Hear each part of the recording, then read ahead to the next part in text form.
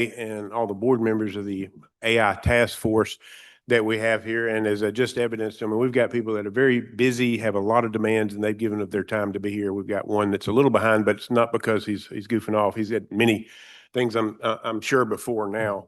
Got a little bit of business to take care of. Walking in. All right.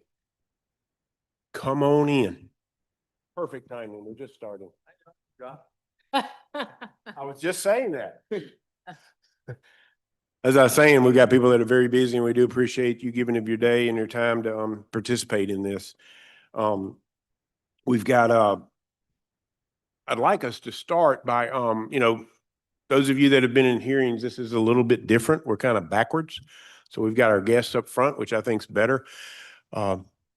Madam Chair and myself, what our intention was just to have more of a candid, organic conversation as we go through the next little while about AI. And we've got some different subject matters we're going to discuss. And as evidenced by lunch and conversations that's already started. So hopefully that will continue.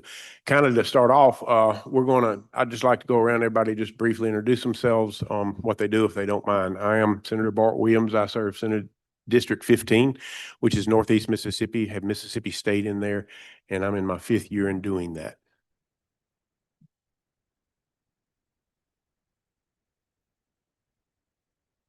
Hey, good afternoon. I'm Dr. Colin Napier. I'm the director of the Mississippi Artificial Intelligence Network, otherwise known as MAIN. Good afternoon. I'm Brigadier General Jamie Hankins. I'm the director of the Joint Staff for the Mississippi National Guard. Baxter Kruger, I'm the Executive Director of Mississippi Office of Homeland Security. Greg Ogeron, Executive Director, ITS. Gerard Gibbert, host of Middays with Gerard, Super Talk Mississippi, 33-year technology industry entrepreneur. Julie Jordan at Mississippi State University, Senior Advisor for AI and Data Governance. Everybody, my name is Servando Esparza. I'm the AWS Public Policy Lead for the South, and I'm here to take Aaron's place for just a day. We welcome you too.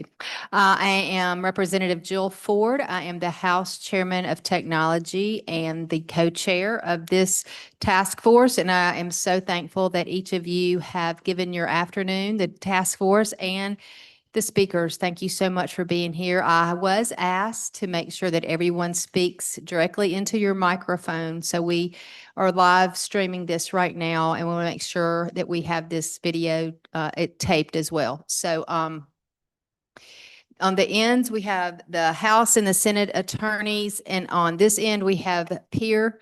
And that Peer has asked us to go ahead and adopt the minutes from the last 2 meetings. So that's what we'll do now. The members you've got before you, the September and the October meetings, we'll take a moment if you will just look at the September meeting to see if there are any questions on those. And if you're wondering, the reason we're adopting 2 sets of minutes is me, forgot to do this in the last meeting. If there are no questions on the minutes, I just need a motion to accept them. So moved. Second? Any other questions or discussion? If not, all in favor say aye. Aye. Any opposed? Minutes adopted. Take a moment, look at the October meetings, please. As you're looking through those, we have spent the last several months going around the state looking at some of our AI assets. We spent a day at Mississippi State University. Very gracious of them to extend the invitation, allow us to come see many things that are going on up there. Last month, we went to Mississippi Gulf Coast Community College, and the same thing happened there. A lot of things going on in the state, many other places that we've got things going on that we hope to maybe visit next year as we continue to go out and discover many great things in and around artificial intelligence. With that, if there are no questions, I just need a motion on the October minutes to accept. And a second. Now look, this is supposed to be an open discussion, so we really need to be talking as we get to going through this in a minute. Any other discussion? All in favor, please say aye. Aye. Opposed? Okay. Now, if our board, if you gentlemen would please introduce yourself and tell us as much about yourself as you want to. We'll start with Mr. Davis. All right. Well, I will try and keep it brief on the things I say about myself. I am here in lieu of Dr. Deborah Maurer, who is the director of the Center for Practical Ethics at the University of Mississippi. We are currently doing a lot of work with artificial intelligence, as you might guess, primarily concerned with a particular type of artificial intelligence called agentic AI, which I'm happy to talk more about as the discussion calls for it. But the center was created in 2022 with a unique mission, which is to be a resource to really anyone, but primarily the state of Mississippi, to help provide input on what ethical policy and ethical solutions to issues might look like. So one of the handouts that we passed out is an abbreviated version of a report from our Policy Talks 2024 event. And it gives you a basic idea of how we approach problems, which is to say we start with the actual problem, the conundrum that we find in the world. And then we try and figure out what a 3,000-year-old discipline, the smartest people in the history of the world have been thinking about what the good life is and how to live it for a long time. And so we take the expertise that we have as ethicists and work to provide actual guidance. So one of the things that we have provided as well is this one pager that I hope is useful to everyone because it gives you a very broad view of what the ethical principles might generally be when you're thinking about artificial intelligence, and that it really changes depending on the type of AI you're working with and all sorts of other stuff, right? So part of saying something useful about ethics means avoiding overgeneralizations that end up being useless. It's sort of like me telling you, if you want to do well, do the right thing, and then running away from it. We need some more specifics. We need to know exactly what it is that you're dealing with. Likewise with artificial intelligence and AI policy. So, I leave it up to the task force. I'm happy to walk us through this one pager or happy to go through the rest of the introductions and circle back as the conversation allows. Thank you. Thank you all.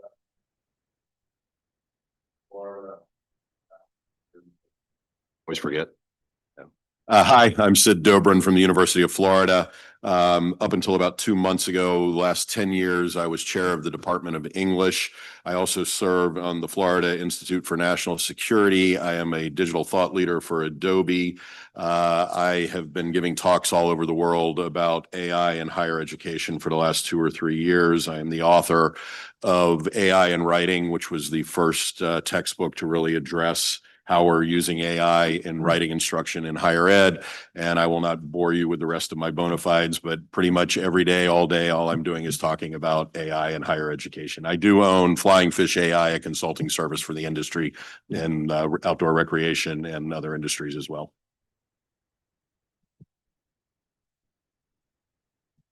There we go.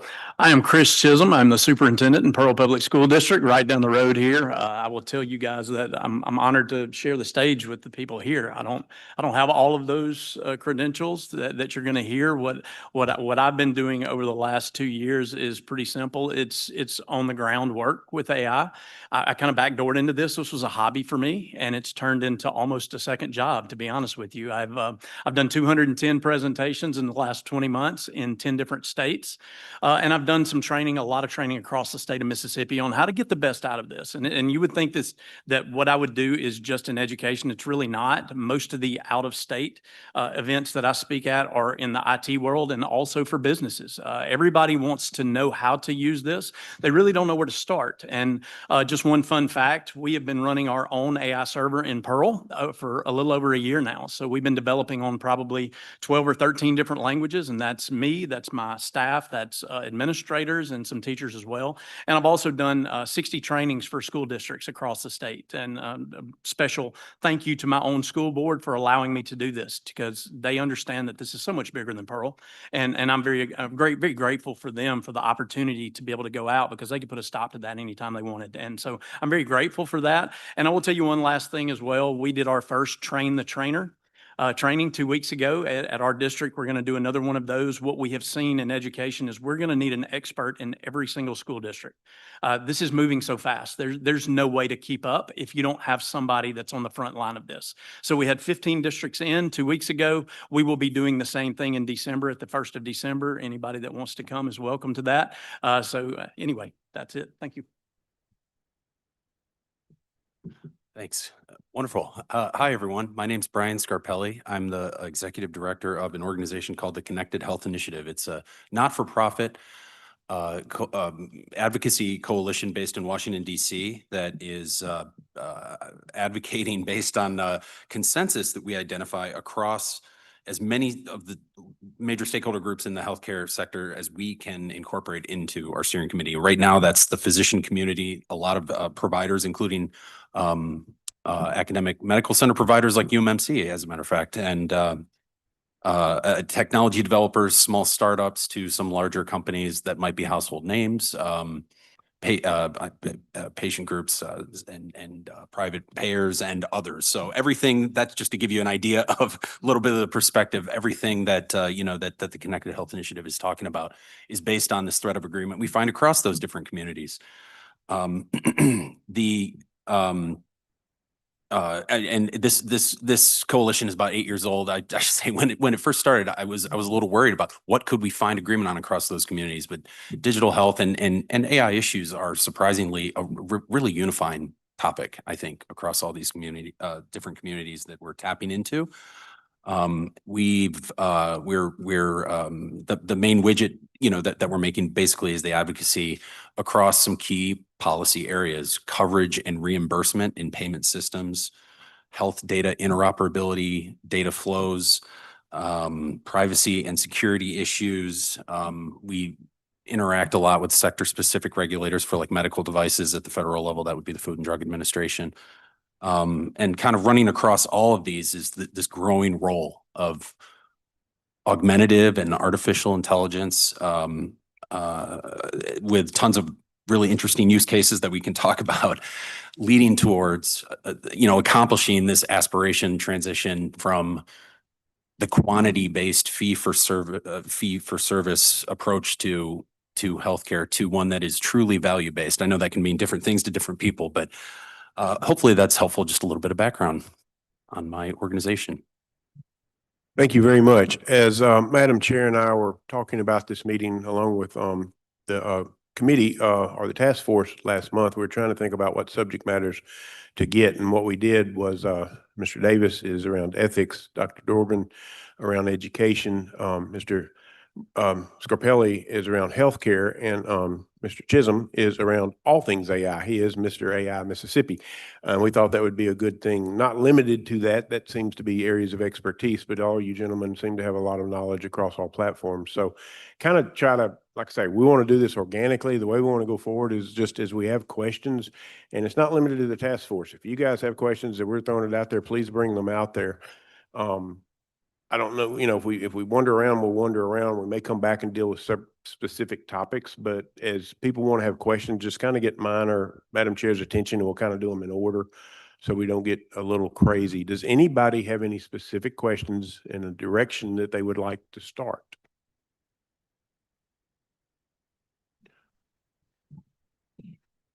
I think the reason we even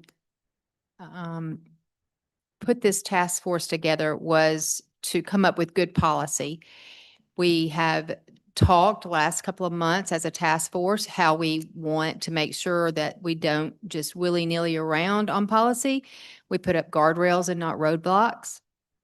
I would like to know, first and foremost, how each of you believe we should look at writing law for the state of Mississippi, and if you think it's a federal law that needs to be written, or do we need to write it on a state level to protect our citizens? Sid, I think I want you to start. Thank you. I think it's an interesting question that we start with the fact that 2 days after President Trump was inaugurated, he deregulated federal oversight on AI development, turning a lot of that back over to states. And if you look at this, all the state legislatures in the country right now, every single one of them have bills up directed at AI that are primarily directed at consumer protection, which is obviously an important issue here. Only, I believe, 5 states have education bills up front for AI right now. I believe that Mississippi is one of 2 or 3 states that have initiated task force such as this one. From my perspective, whether we are going from a federal approach or a state approach, both have benefits and both have problems.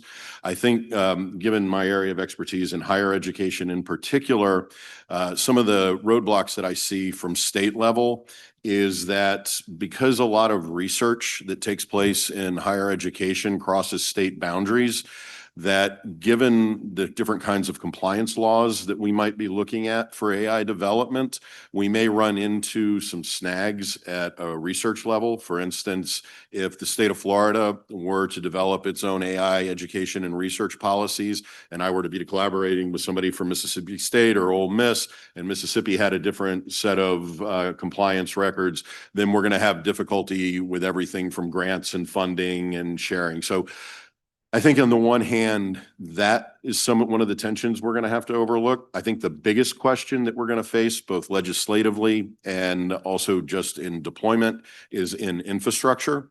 And I think that until state legislatures figure out how infrastructure is going to happen within a given state, that we're going to have to really rethink what we're talking about with AI and education, particularly in terms of resource allocation.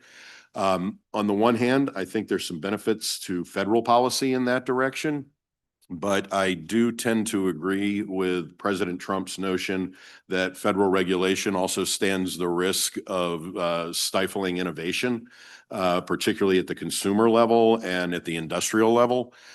So it's not an easily answered question. I think there are benefits with both, but I think just because what we've seen in this last year in terms of what bills have been proposed around the country, that we're starting to have that conversation. Dr. Ogeron, you have a question? Yeah, thank you, Chair Ford. What would you consider to be the pillars of consumer protection? So if you group them into big categories, I scanned the public policy paper from Ole Miss just a second ago. We know transparency. What are the key working components of a consumer protection approach? I'm actually not going to be able to answer that since my area of expertise is higher education, not industry, even though I do some industry consulting. I think that for me, all policy starts with transparency and documentation. I think then that in terms of consumer protection, we have to start looking at matters of privacy, data sharing. Those become big concerns. I also think that, and again, my consulting service, I've written about this quite a bit. We also have to start looking at the role of international AI. So for instance, one of the things I've been looking at a lot lately is how Temu is competing on the American market versus how Amazon is competing on the American market with AI deployment. I think there are some big issues internationally, particularly there's a great book, AI Superpowers, that I really recommend that looks at the difference between, not to take the word ethics, but generally the ethics of how other countries are approaching consumer protection versus how we're approaching consumer protection. But beyond that, I would not be the one to build those pillars.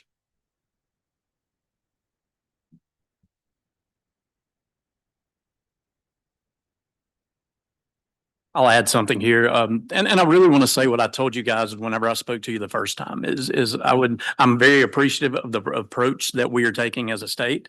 I want to piggyback on something he said, and that is we don't want to stifle innovation. So what I run into in other states and what I run into in school districts and other places, they make knee-jerk decisions on things. You know, they hear one bad thing and then everybody jumps on board with that and says, okay, we're going to make this policy, we're going to make this law, we're going to lock you into using Google Gemini. Well, there are so many other models out there. So what I would say to this is just be very cautious whenever we're looking at laws. What you don't want to do is build so many guardrails around that you stifle that innovation. innovation. And I think that's something that we're seeing in other states. And again, even in the business community, the education community, we're going to lock these people into this one, and then you miss the beauty that's out there with the rest of them. So that's piggybacking off of what he said, but that's something that I still believe very, very strongly about, that we need to be very conscientious about the direction that we go with the laws that we put in place. You don't want to lock something down so much that people can't expand. You know, again, for us as a district, guess how many policies we have in the district on AI?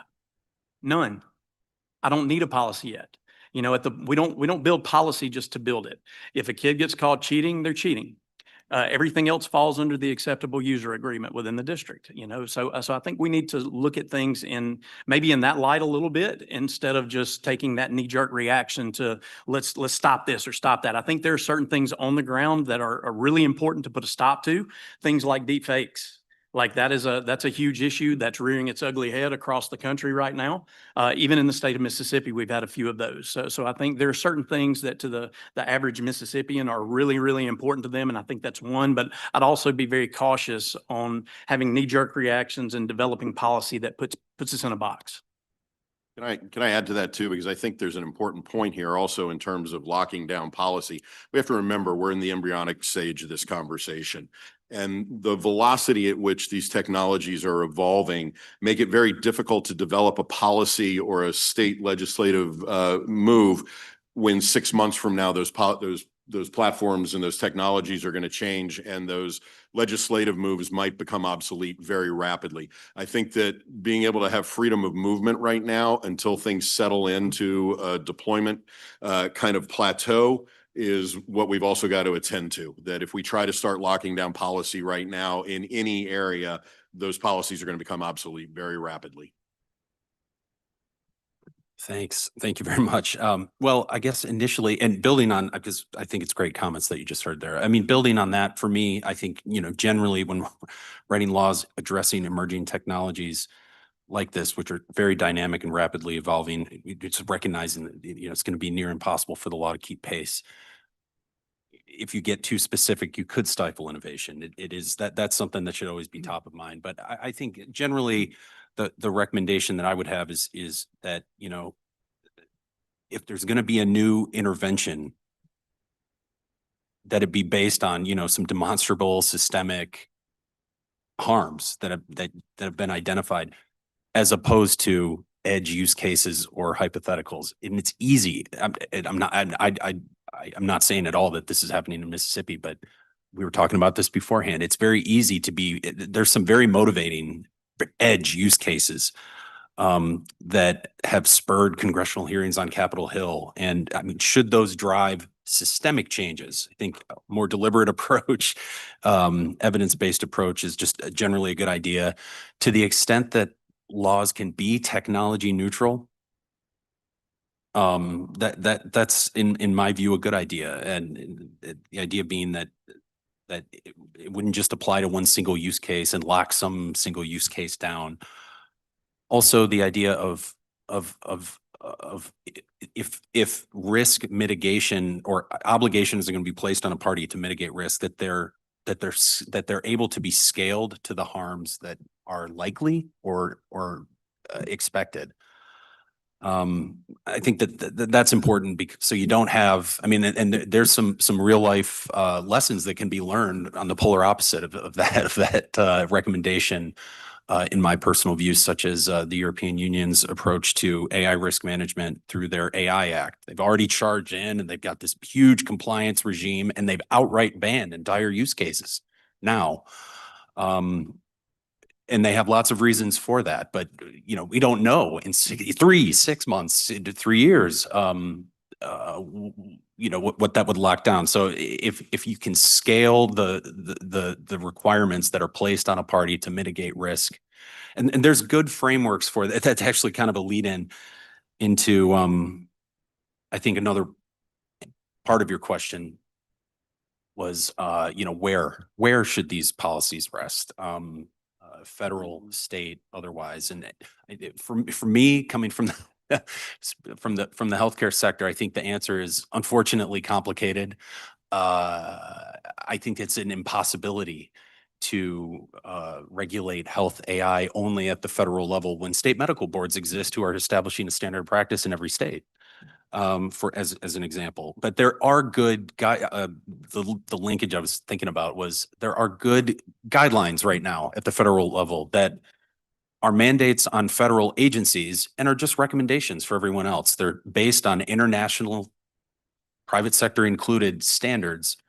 The part of the Department of Commerce called the National Institute of Standards and Technology, or NIST, has developed what they call an AI risk management framework, which is really just kind of a toolbox, a collection of risk management standards for AI. And even loose alignment with that approach, I think would ensure that indeed the requirements placed, through, for example, a hypothetical state law would be risk-based and would do a lot to avoid stomping on innovation or that use case or idea that we all wish we would have thought of that occurred, tomorrow.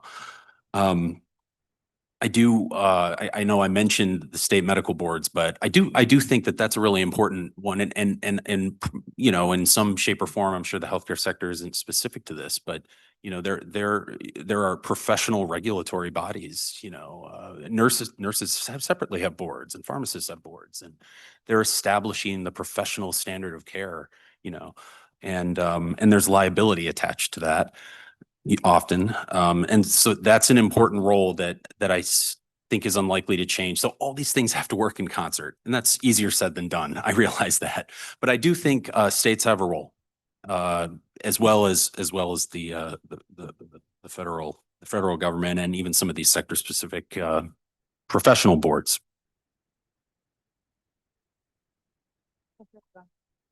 So a quick question that I think may align with some of, I have wondered and been somewhat surprised that we haven't heard a lot about things like HIPAA, FERPA, CGIS, and other frameworks that are already in place that are specific to industry, right? Healthcare, education, public safety.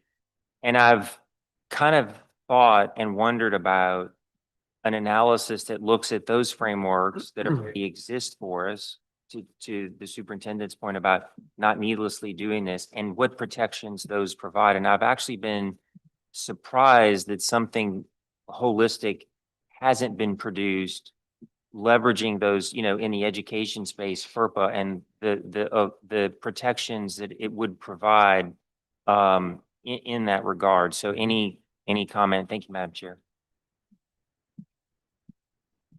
I'd certainly be happy to comment on that. And you'll see a slide I didn't know they were going to print out that whole presentation. We killed a lot of trees. But you will see I spend a lot of time on data and making sure that we don't put anything in education. That's a big part of my training, is that FERPA laws are still FERPA laws, so again, and that was the purpose in us creating our own server over a year ago.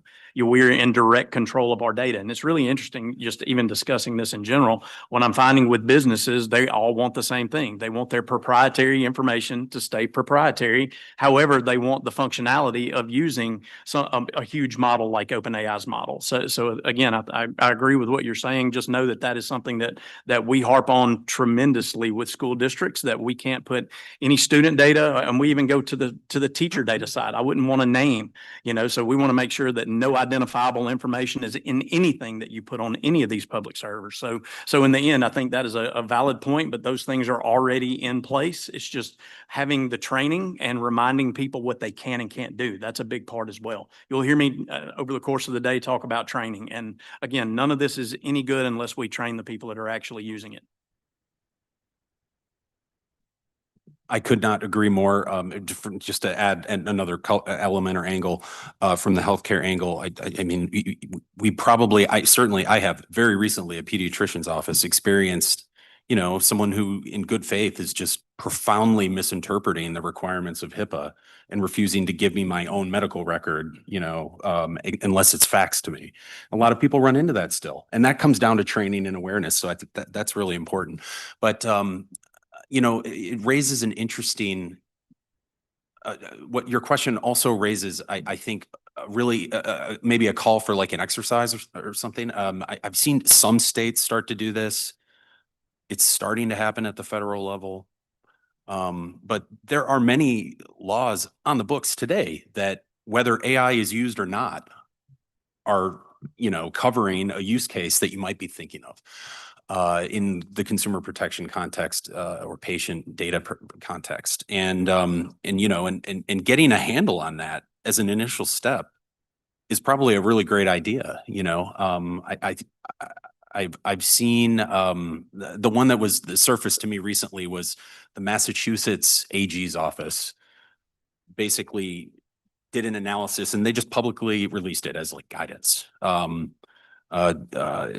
sharing what regulations that are on the books today that apply to many different use cases and calling them out. And there's different ways to interpret different laws and regulations, of course. So maybe some people disagree with it or something, but in spirit, I did appreciate that exercise. That might be an interesting thing to do. Can I add to that too, that the way you frame that question, put AI as the thing to which it has to apply to the laws. We have to remember concepts like privacy are not concretized definitions, and that the context also leaves us in the moment to rethink, what do we mean by privacy anymore? And so for a lot of us, given the time that we grew up, privacy was very different from what our parents and our grandparents understood privacy to mean. And in a digital age and social media, privacy gets a very different kind of definition as well. So it's not just that AI and AI policy is going to have to adjust to what we understand privacy to do, but culturally there will be shifts in what we understand privacy to mean as well. And again, turning back to ethics, what the ethics of privacy are as well. So I think we have to look at it from both sides. Does FERPA need to now address what role AI plays? Does HIPAA need to address this, or does AI just have to match the laws that are already in place? I love the privacy example a lot because it has changed drastically recently, for in some ways better, in some ways worse. Thinking about the fact that everyone has a Ring doorbell now. In some ways, it's made police work much easier because you can always find surveillance footage of something that happened in a neighborhood. But the sheer prevalence of them is often underestimated, and it spooks people when they really start to realize that you could track someone almost across the entirety of their day based off footage gained where they had no reasonable expectation of privacy, right? People like to feel unnoticed in a lot of ways, right? This is just psychological. You don't want to feel like someone's looking at you always. And so our intuitions about what constitutes privacy they have to shift already, because being in a public place with every recording device makes you liable for that. And I think that insight is one of the key ones to think about when you're thinking about this technology. AI it's a big word. And to me, saying like, how should we regulate AI, and should it be at the federal or state level, is similar to saying like, how should we regulate cars? That's a big question. Are we talking about roads? Are we talking about emission standards, safety standards? Are we talking about driver's licenses? It goes in many different directions. And some of those things make good sense at the federal level, right? That the federal government has control over the interstate makes sense for lots of reasons, some of which are entirely historical and some of which might be more principled and universal. But some of them definitely should be statewide. So questions about what each state and its citizenry are willing to bear when it comes to data centers, for instance, is a profoundly state level question, because they're very good things in lots of ways, but they do impose certain costs. They are resource hungry in lots of ways. And just like you want power plants, you want power generation, you want to turn on the lights, you want a reliable grid, there are questions about how to deploy that in a way that serves the interests of the citizenry, because I think we would all agree you can't just put a power plant anywhere. You've got to be intentional about where you want to put that, even though it's a very necessary service. So thinking about AI umbrella-like, it creates all these big issues where our answer can only be it's complicated. I think that's the main thing that I've heard, right?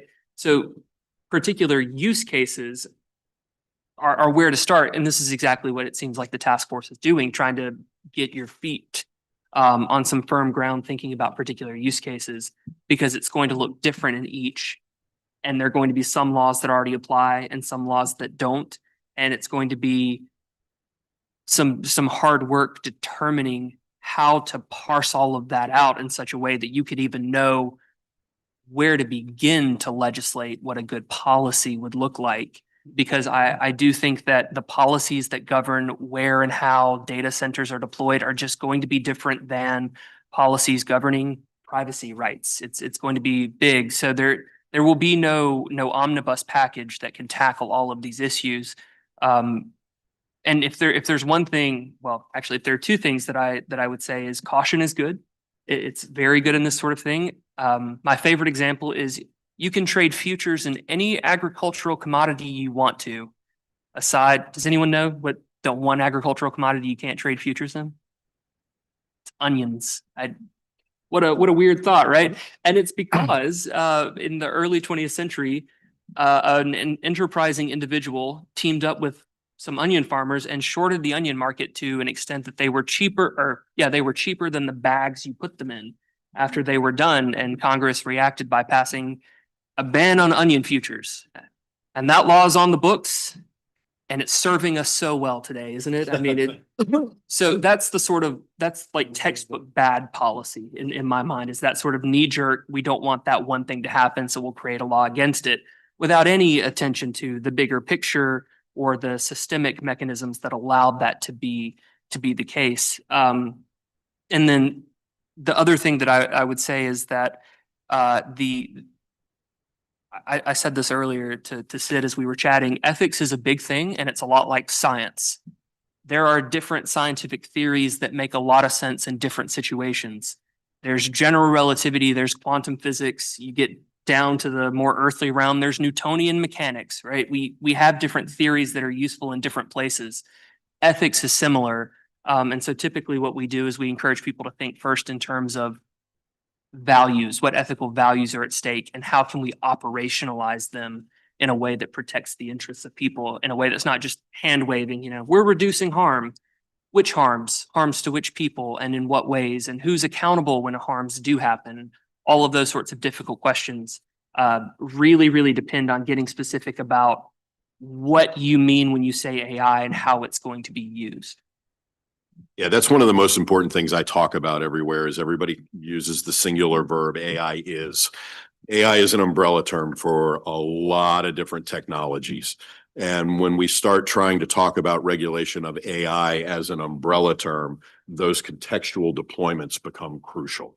And whether we're talking about machine learning, natural language processing, deep learning, these are all very different technologies that are going to require different kinds of approaches, whether legislatively or deployment wise. So I really appreciate you saying that. Thank you. Dr. Jordan, did you have a question? So I think we oftentimes, as we started off, think about policy as regulations, and we think about regulations as risk mitigation. But something one of you said made me think about how do we think about policy in terms of not risk mitigation, but opportunity seeking at the state level so that we don't miss opportunities for the state? How do we use policy to drive economic well-being for the state? Yeah, I love this question. And I tend to think about it like when I'm watching TV and a pharmaceutical commercial comes on and it lists all of the possible side effects. Why are the side effects never awesome? Causes, longevity, you're smarter. I think of policy a lot that same way, that states have the opportunity to create QEPs, quality enhancement programs, to say, we're going to do this to encourage the state of Mississippi to do this. And so I think that you're exactly right, that we need to not just go to, we've talked about the knee-jerk response from out there, but the knee-jerk response is also happening in terms of making those determinations of what we're going to do with this. And part of the response needs to be, what can we do to push this forward, not to avoid it? And if you look at higher education, for example, After November 2022, when OpenAI dropped ChatGPT on us, the next 2 years, most of higher ed institutions operated in that negative space. How do we prevent it? I got asked to come to campuses worldwide, teach us how to catch our students using this stuff. Well, over this last year, that's been a massive cultural change. We've switched from this sort of knee-jerk preventative rhetoric and response to this proactive. How do we now use this to help our students in better education, better workforce development? And I think specifically that that's where that conversation can happen legislatively. It also is the opportunity for the state to determine, and this is going to sound a little tough, but what is the purpose of education in the state of Mississippi? We live in a culture right now where workforce development is the primary cultural understanding of why students get an education. So if that's the case, then the state needs to start thinking about how do we encourage that? How do we get school superintendents to start developing AI curriculum that they know what their demographic is like and where their students are going, and how do we prepare them for the medical industry, for the philosophy industry is kind of small, but how do we prepare our students for the workforce? I've been working with a couple institutions in South Florida where one of their big objectives is preparing, particularly at 2-year and vocational schools, preparing their students for the workforce, but to remain local so that they're affecting local economy rather than leaving and going elsewhere. Those are the kinds of questions that can lend to this. What do we put in place to help our state move forward with this? So I think it's a great, great question. And I'll add to that just a little bit. And you heard me say that a minute ago too. It's training. You know, I think we can, you guys can help require that training. Now, what does that look like?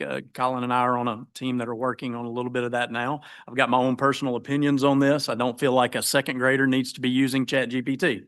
I think we need to focus on coding at the elementary levels, maybe machine learning and ethics at the middle school. And then we really get into tools at the high school. And you will actually see in that book that you have sitting in front, that's my presentation, you will see some of the 21st century skills and that are truly AI skills that we're going to need.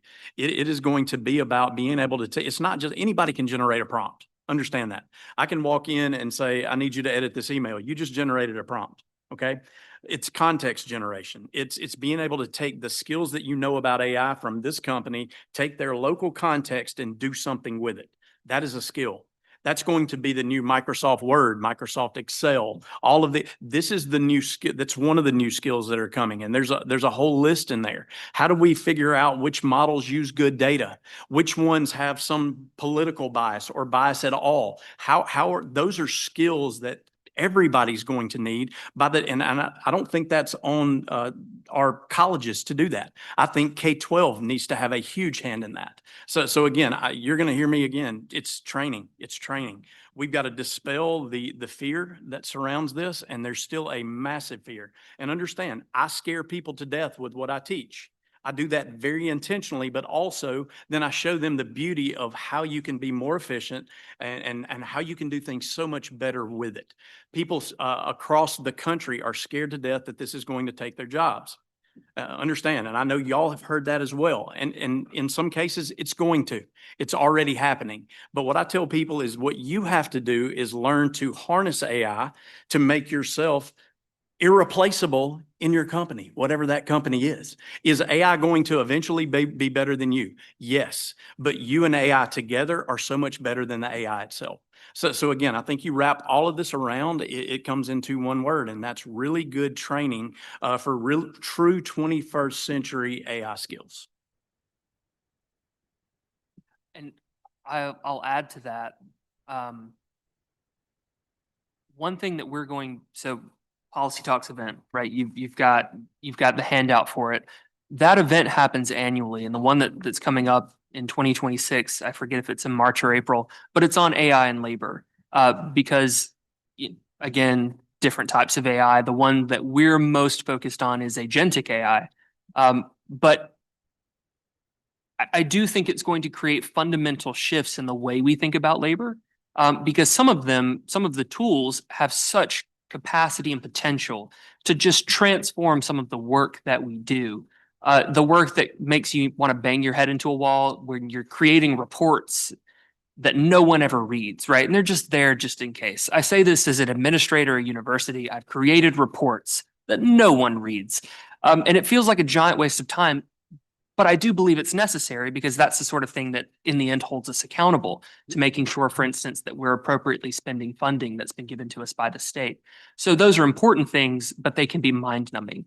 It strikes me that artificial intelligence might really be good at doing certain things like that. And it's important to know that everything from that all the way to thinking about whether or not it makes sense to have, and the military is leading the front in this, having an AI agent in a substantive sense of that term, not in the marketing sense that Microsoft uses it.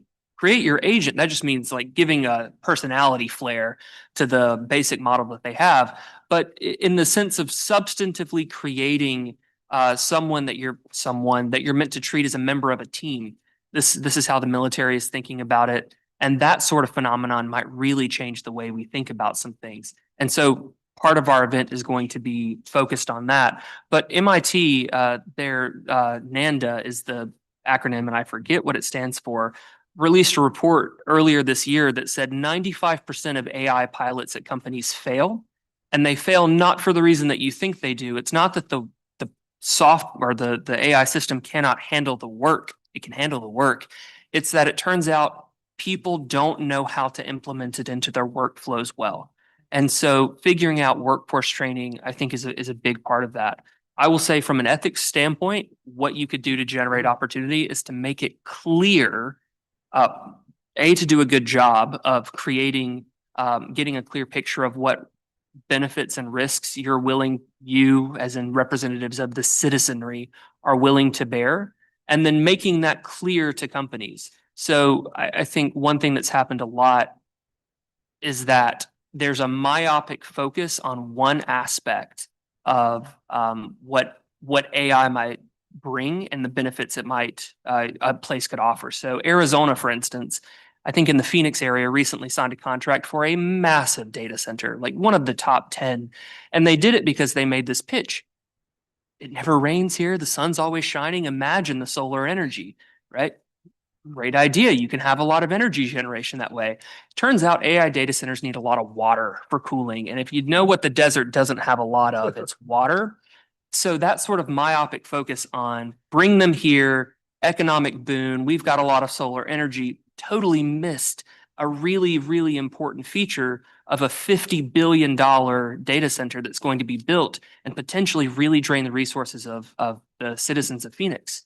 And so if you want to think about opportunity forward costs that are ethically sound, knowing being responsible about how you develop those opportunities and clear with the citizens who are going to ultimately bear those costs about what it is, that would be great, because you could tell a company, hey, come develop here. This isn't just about us trying to outbid you for a tax benefit package, right? But in fact, we've thought about this, and we know how much water that we're willing to give you from our system, and we know that our system can bear this much and the citizens want it at this percentage, so you're not going to have to be dealing with a lot of noise complaints and stuff. Giving them that sort of clarity on the front end is the sort of thing that makes development a lot more attractive. And it also is the sort of thing that respects the autonomy and rights of the citizens, which are going to have to bear those costs. I want to go back to your direct question, though, based on something that Mr. Chisholm had said. The other thing we have to think about in terms of training, and I will also say that I'm on the UF Blue Sky AI Task Force, and we've just identified the 12 things that we see needing to be pushed at, and agential AI is the number one. We've got one of the most forward-thinking agential AI developments. But going back to this concept of training and going back to the potential for legislative intervention, that word training, when it comes to AI, doesn't mean what it used to mean. It used to be that on teacher professionalization day, you could come in and you could introduce the new learning platform that we're going to have on campus, and you could have some workshop. This reinvents learning to learn. This reinvents lifetime learning. These technologies are evolving so rapidly that if we ran a training program right now for a basic LLM and AI integration, next semester, that's an obsolete training. And so part of what we have to think about in terms of training and professional development is this is no longer a one-shot deal. This is a perpetual need to keep up. And when you start looking at resources for that kind of professional development, and then looking at the contextualization of different deployment settings, if I were at UF, where we have these resources, we can run regular training programs and we can have you. There are small vocational and 2-year and community colleges, and I've spoken at several of them in this state, where the teachers don't have time for professional development. The institutions don't have resources for perpetual development training. This is something we have to rethink by what do we mean by training? And that's going to be an infrastructure issue that we have to tackle when we start looking at educational deployment at all levels. We look at it in industry, certainly, as platforms update. But I think when we talk about training, we got to also rethink what that word means now. There we go. Yeah, Technology, what can I say? yeah. A couple of different threads just to add on to maybe if it can be helpful from kind of, from my angle from the healthcare space. I just to the question, adding on to, I think, some great recommendations that were just surfaced there. There's, that this is not unique to AI or any industry really, but there's always a competition across states about creating a better business environment. And there are already lessons to be learned, I think, and trends to observe as some states have charged into the AI space with some pretty heavy-handed regulation. Colorado, for example, is already rethinking the foray that they've made, which is that's kind of a statement right there. California is probably not, you're probably not shocked to hear that they have jumped into, but we've gone through some really interesting exercises in dealing with the California legislature. As a great example, I think, was a well-intentioned, their intention was to prevent biased outcomes from AI use cases writ large. So someone had the idea of mandating third-party audits on any developer as a solution that will just solve the problem. But in practice, I think I think many of us, you may see some people shaking their heads. It doesn't always work out that way. And it creates basically a mandate for like a cottage industry of third-party assessors that people just have to put money into, and a huge compliance cost. And we were able to fight back on that. But those kind of things are popping up all the time. So simply by looking at some of these initial forays by other states and looking at what has worked and hasn't worked and not doing what hasn't worked in these other states, I think would give Mississippi a really great leg up. But in addition to the other thing, recommendations that you heard, because I do agree with them all. I think there's great data sets that any state government would have, and perhaps you can establish like test bed type frameworks for companies to step into and establish some trust with an innovator, a small innovator, and let them innovate and collaborate with, for example, just because I'm talking about health, probably some incredible insights that can be found and gleaned from the Medicaid data set that the state of Mississippi has. But even this is a little bit more modest, but competitions, recognition are important. Maybe a little understated, but those are important too. I do really appreciate the discussion that we heard a second ago too about like the shifts in workforce, and again just adding it kind of like the healthcare angle there. Definitely something I violently agree with that. There's definitely going to be, already there are shifts. I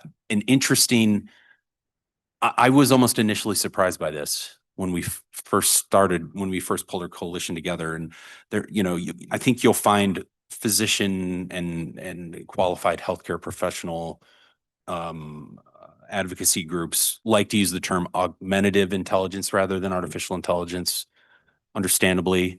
But yeah, but you know, they have no, I speak for, or at least for those communities on our steering committee, they have no illusions about the fact that there's a severe workforce shortage in the healthcare sector right now. And these tools are desperately needed to make the existing workforce more efficient and meet more patients' needs, especially across underserved rural areas and underserved populations. You know, there's some great examples, I think, of leadership already from within Mississippi on that. And I say that because the University of Mississippi Medical Center is one of our steering committee members, but they have been a national leader in deploying new remote monitoring systems for some of the most underserved patient populations in the state. And they use AI tools to undertake timely analysis of patient-generated health data and make early interventions. Prevention is what it really enables. So you can avoid the $40,000 ambulance ride when someone has to call 911, when you can see the spike in a statistic or two and get out in front of things. I add one quick thing here too, and I think this goes without saying that most technologies have this curve, right? As a curve, you know, we're going to take off and then we're going to level out. That's the .coms and all of the other things. Got me? Is it on? Yeah, it's screen? on. Okay. I can be as loud as I Yeah, need to. They can probably hear me at home if I really got my coach voice out. But in the end, they all have this curve. We're not curving right now. You know, we're going straight up. The things that are happening right now, when ChatGPT first came out, they thought we were 8 to 10 years away from where we are now. Like, this is moving extremely fast. So I'm going to give you a hard number. I told you in 20 months, I've done 210 presentations. I keep up with this every single week. I've changed my slides 194 times. Okay, so that should give you some perspective. I know I'm preaching to the choir here, but that's how fast this is moving. So again, the whole idea of learning, that's going to have to change. I think in our world, we're going to have to change a lot of things. We do a lot of things in schools because that's what we did when we were in school, right? The idea of seat time, some of these things, and I know this is a whole different conversation, but I think it's one that's important before it's over with. We're going to have to rethink how we do things, especially with AI. That's the purpose in having a train the trainer. We're going to need someone who is keeping up with this every single day, every single week, every single month, every single year, to be able to get the best information out to the people in their business or out to their school or whoever else. So again, I think that is a direction. Certainly we could go back to your question, is the training side of things, getting good training and making sure that people know where to pull good information from. That's a probably an hour and a half of that training. Where are we pulling our information from? I've created my own agent that actually emails me every other morning on the things that I want and gives me summaries of everything that's happened in the last 5 days. That's how I keep up. You know, so again, it's teaching people to do this, quality training, and then that's certainly something that can be helped with legislation. So I want to point out something about healthcare bots in particular, just to draw the line about how good policy can have bad consequences if you're not careful. One of the things that the University of Mississippi's Institute for Data Science is working on right now is a research project about how and whether AI can be used to give medical advice to people in exceptionally rural places. I mean, mainly the Deltas where they're starting this, but it's Mississippi. There's a lot of places that are rural. I'm from here originally. I'm from a place called Gaetano. You've never heard of it unless you're stalking me. It's a very, very small place somewhere between Laurel and Taylorsville, and that might get you closer to where I'm from, but middle of nowhere, right? And there are all sorts of reasons that it would be great if someone could interact with something that felt really human and say things like, can I take this medicine with this other medicine I'm already taking, right? So just even simple questions that in theory have a very concrete factual answer about the pharmacokinetics of the medicines that you're receiving, that could be really, really helpful. And so when we talk about agentic AI, and we're concerned about it because it creates all sorts of really intense ethical questions that we don't have good answers to yet, it doesn't mean that the proper response is no agentic AI, or no agentic AI until you're entirely sure that there are zero harms, or something like that, because there are really, really good benefits that you would be missing out on. And I think the medical field in particular is one of them. So it's just another case. Be cautious when you create policies, especially ones that just outright forbid certain things.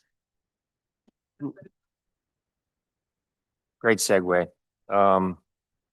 So Ethan Mollick in his book Co-Intelligence really talked about, to your point, that the worst AI you're ever going to use is the one you use today, right? Because of the speed with which it's moving. Agree totally on robo-colleagues, which is what Gartner calls, Wharton and Harvard call them cyberkinetic teammates. I mean, so this is evolving quickly.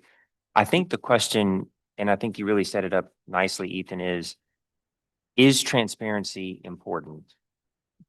Is ethical AI, or the ability to explain it, something that's worth pondering conversationally? I was mildly freaked out. I think Gerard did better than I did. We had the opportunity in August to be in Las Vegas and to hear Professor Jeff Hinton talk. Quite an interesting talk that can get very philosophical. But one of the things that struck me is, this idea of not just explainability, but transparency of these things, and not to steer the group in that direction, but I just wonder what your thoughts are on that, specific to the conversations we're having. Yeah, I will tell you that in every talk I give, every paper I've written, every book I've published, transparency and documentation are the one thing that I think we have to begin with. Coming out of education, I see a different reason for it necessarily than perhaps in medical. And that is, as we're teaching students to use these tools, they need to be able to identify where they are and where the AI is, so that where that collaboration occurs, they understand how that happens. Going back to questions of policy, for me, that's the foundational policy, is transparency and documentation. Where am I? Where is the AI? That to me is fundamental across the board. And I think that when we start looking at all those questions of consumer safety, all those questions of educational policy, all of those have to be undergirded by that notion of transparency. I think that's where questions of debate come in, authenticity, even the very notion of where does the agential AI play in and where does the individual play in. For me, that's fundamental, particularly in these early stages, where we don't yet. We will reach a cultural moment where the use of AI becomes commonplace and we're not going to have to identify that we use it, right? We don't identify every time that we use Word to spell check or something like that. This will become that at some point. Well, there was a moment fairly recently, historically, where if you were filling out a resume under skills, you would put Word, Photoshop, using these platforms were things that were not part of the normal training, but AI, they have become so. AI will eventually get to the point where like privacy, transparency will be a different concept of how you're using it. But for now, that's fundamental for me.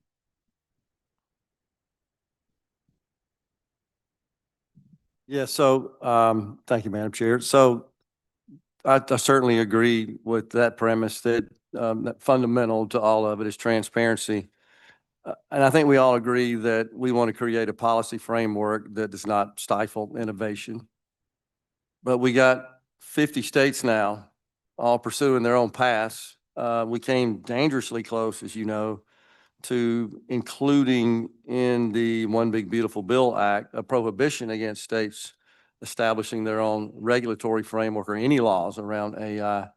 I've somewhat kept up with what other states are doing. Most of those are sort of reflexive to narrow use cases. The Elvis Act in Tennessee, for example, is one. California has some stuff. I think Illinois passed a law that prohibits use of agents in mental health counseling.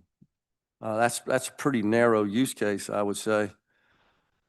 are there any frameworks we could look at in other states that say, yeah, that's a pretty good starting point that would save us a lot of time and effort? And just coming out of the technology business, as you know, Craig, sometimes you guys produce specs that nobody can respond to, right? We'd like it to be able to do this, but that ain't possible because whatever that is doesn't exist. And I'm picking on Craig, but he knows what I'm talking about. That can be a situation where we create a regulatory policy that not only is restrictive, but is so different from the other states. Then we end up with a situation like we have on the global stage with GDPR, for example, right? Where you got all the major technology companies creating multiple versions of their platforms to adhere to GDPR. And it seems like every other day that one of the members of the EU is suing Google or Apple or somebody for violating GDPR.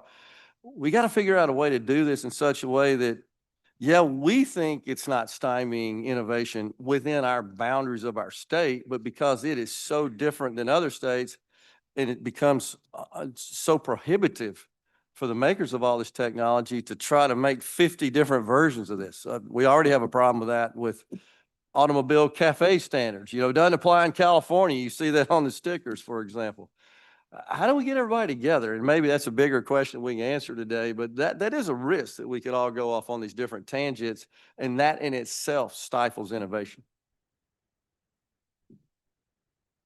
So I think there are two avenues into that, which is going to be a non-response, because like you said, first of all, this is early in the conversation. So my first sort of knee-jerk response is going to be, do we need everybody on the same page at this point? Or are we going to get more innovation? And then even with different legislative moves or different intellectual moves, those things are going to create collaboration. That if Mississippi is doing one thing and Florida is doing one thing and Tennessee, and all of those things are going to influence one another. None of us are operating in a total vacuum on any of this. But I also think that we have to step back a bit and remember why Trump in his EO deregulated. And it was very specifically a response to Biden's EO on very restrictive measures for AI safety issues, which Trump saw as being prohibitive. So when he did that and he deferred to the states to come up with policy, he then, a couple of weeks after that, if you'll remember, stepped in and said, I don't want states making regulations about this. And this is where the big, beautiful bill statement came in. And so I think that at the federal level and at various state levels, what the real question isn't how should we be regulating? It's really, what on earth are we actually regulating at this point?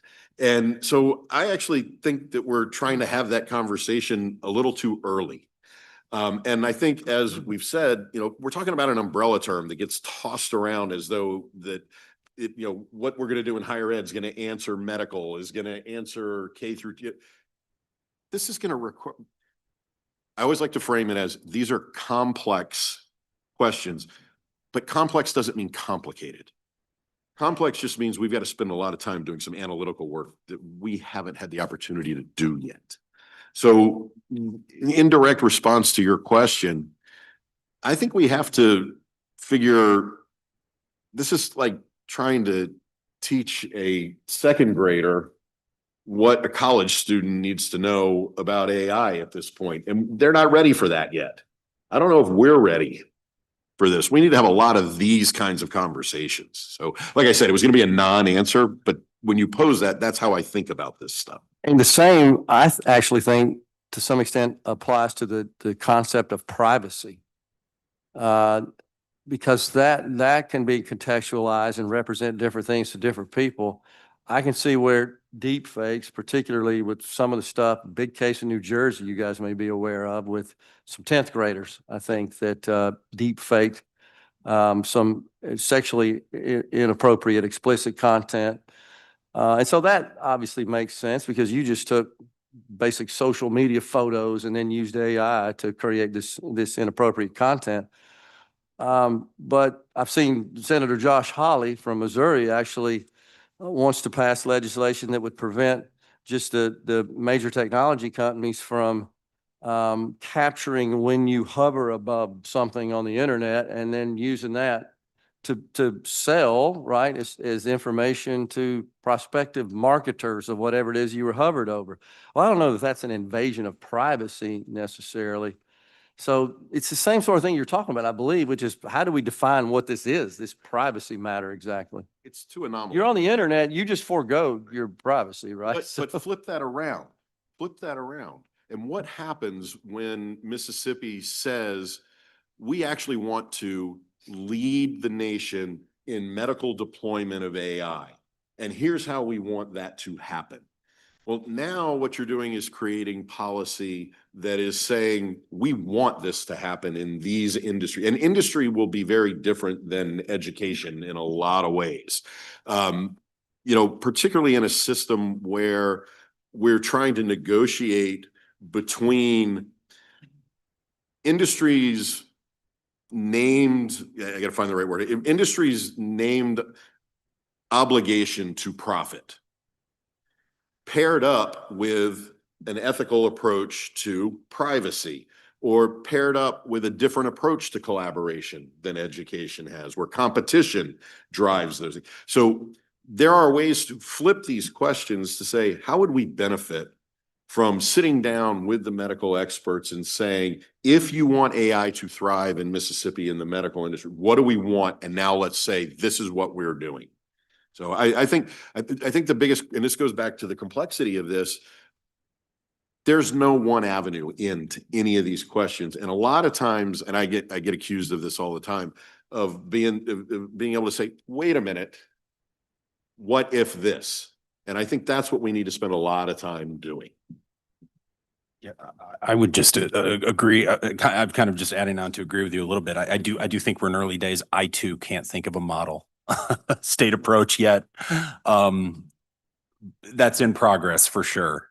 I do think it's something that you bringing up the GDPR it's like a kind of a thematic thing, but I do think part of objectively the European Union's approach to regulating emerging markets has not worked well as far as spurring innovation. You can see it in every statistic that you measure in comparing the United States market to the EU market. And I think there's an underlying dynamic that's very much focused on combative enforcement, not collaboration, which I think there's like great opportunity across the United States and in Mississippi for the latter.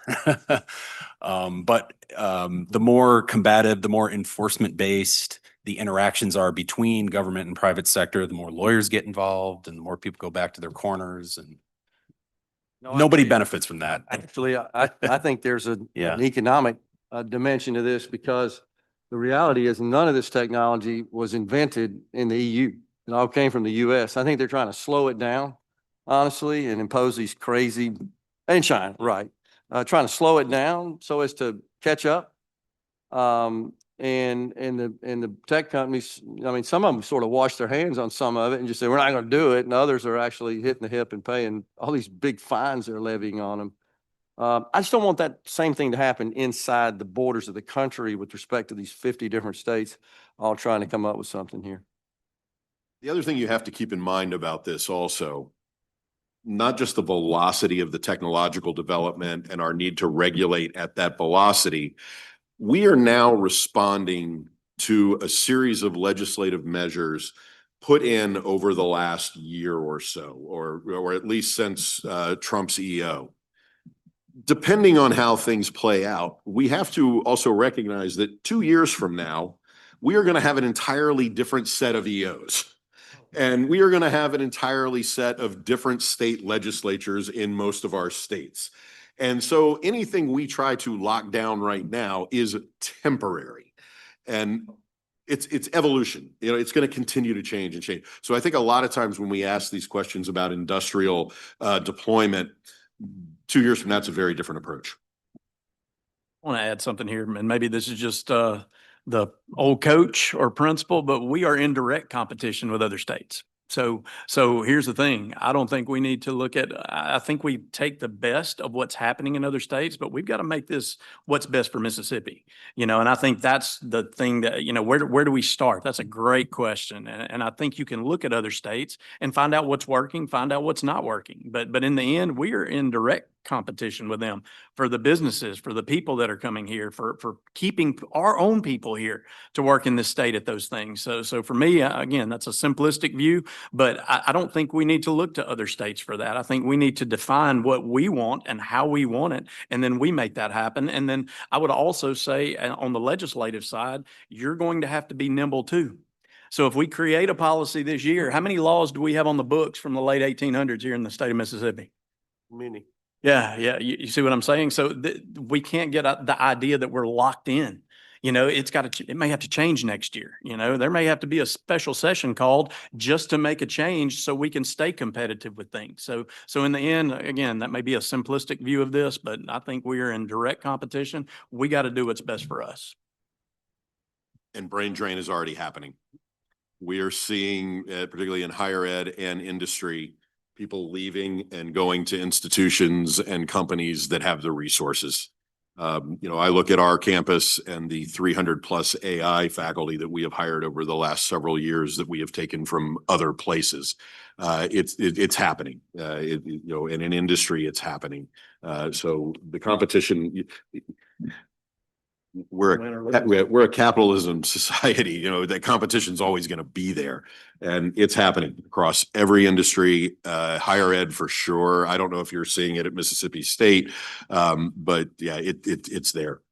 And to your point, Chris, I agree with you actually, because a lot of what the other states are doing, we could benefit by not doing it. Because they're precluding development.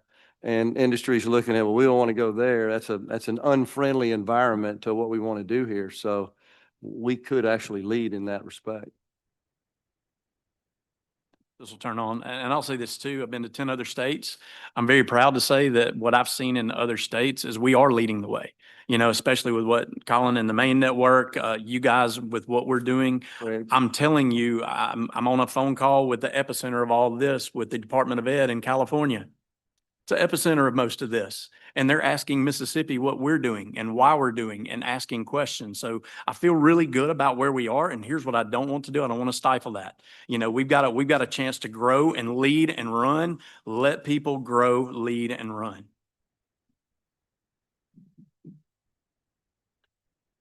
On behalf of Florida, I'm now hesitant to say anything else about what we're doing. Good, healthy conversation. Y'all want to take a little bit of a break? It's 2:55. Let's come back about 10 after if that works. With that, before we break, what I'm hearing is we don't have good policy sitting out there yet that we can model. We do know that we've got a bill coming from a good House member that I think will be a good bill in and around K-12 education requiring AI.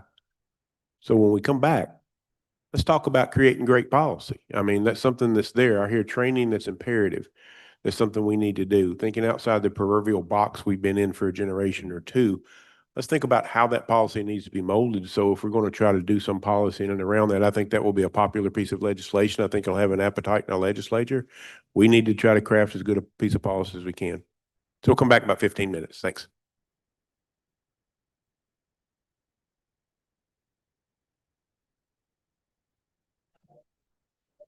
I think we're all enjoying visiting with each other. I guess we need to get back after it.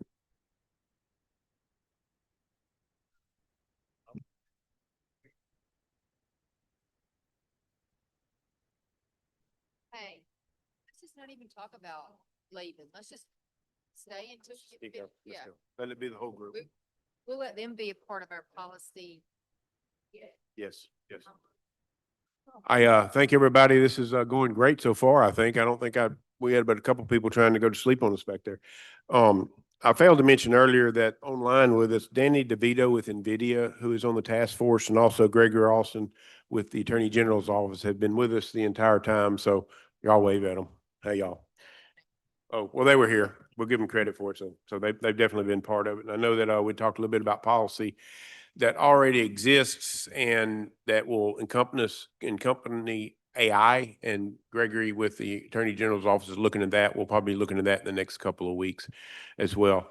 As we've gone through this, a lot of great things that we're hearing here. And as I mentioned right before the break, we know that we're going to have a bill, Representative Kevin Felcher, great guy, great advocate for technology, will have a bill that is going to require AI instruction in K-12. Now, beyond that, I'm not sure the specifics, but at the end of the day, let's just pretend we're a bunch of policymakers because we determine there's not great policy in an hour. Let's have a great, at least framework of it if we can do that. Let's put it out there and see where this goes.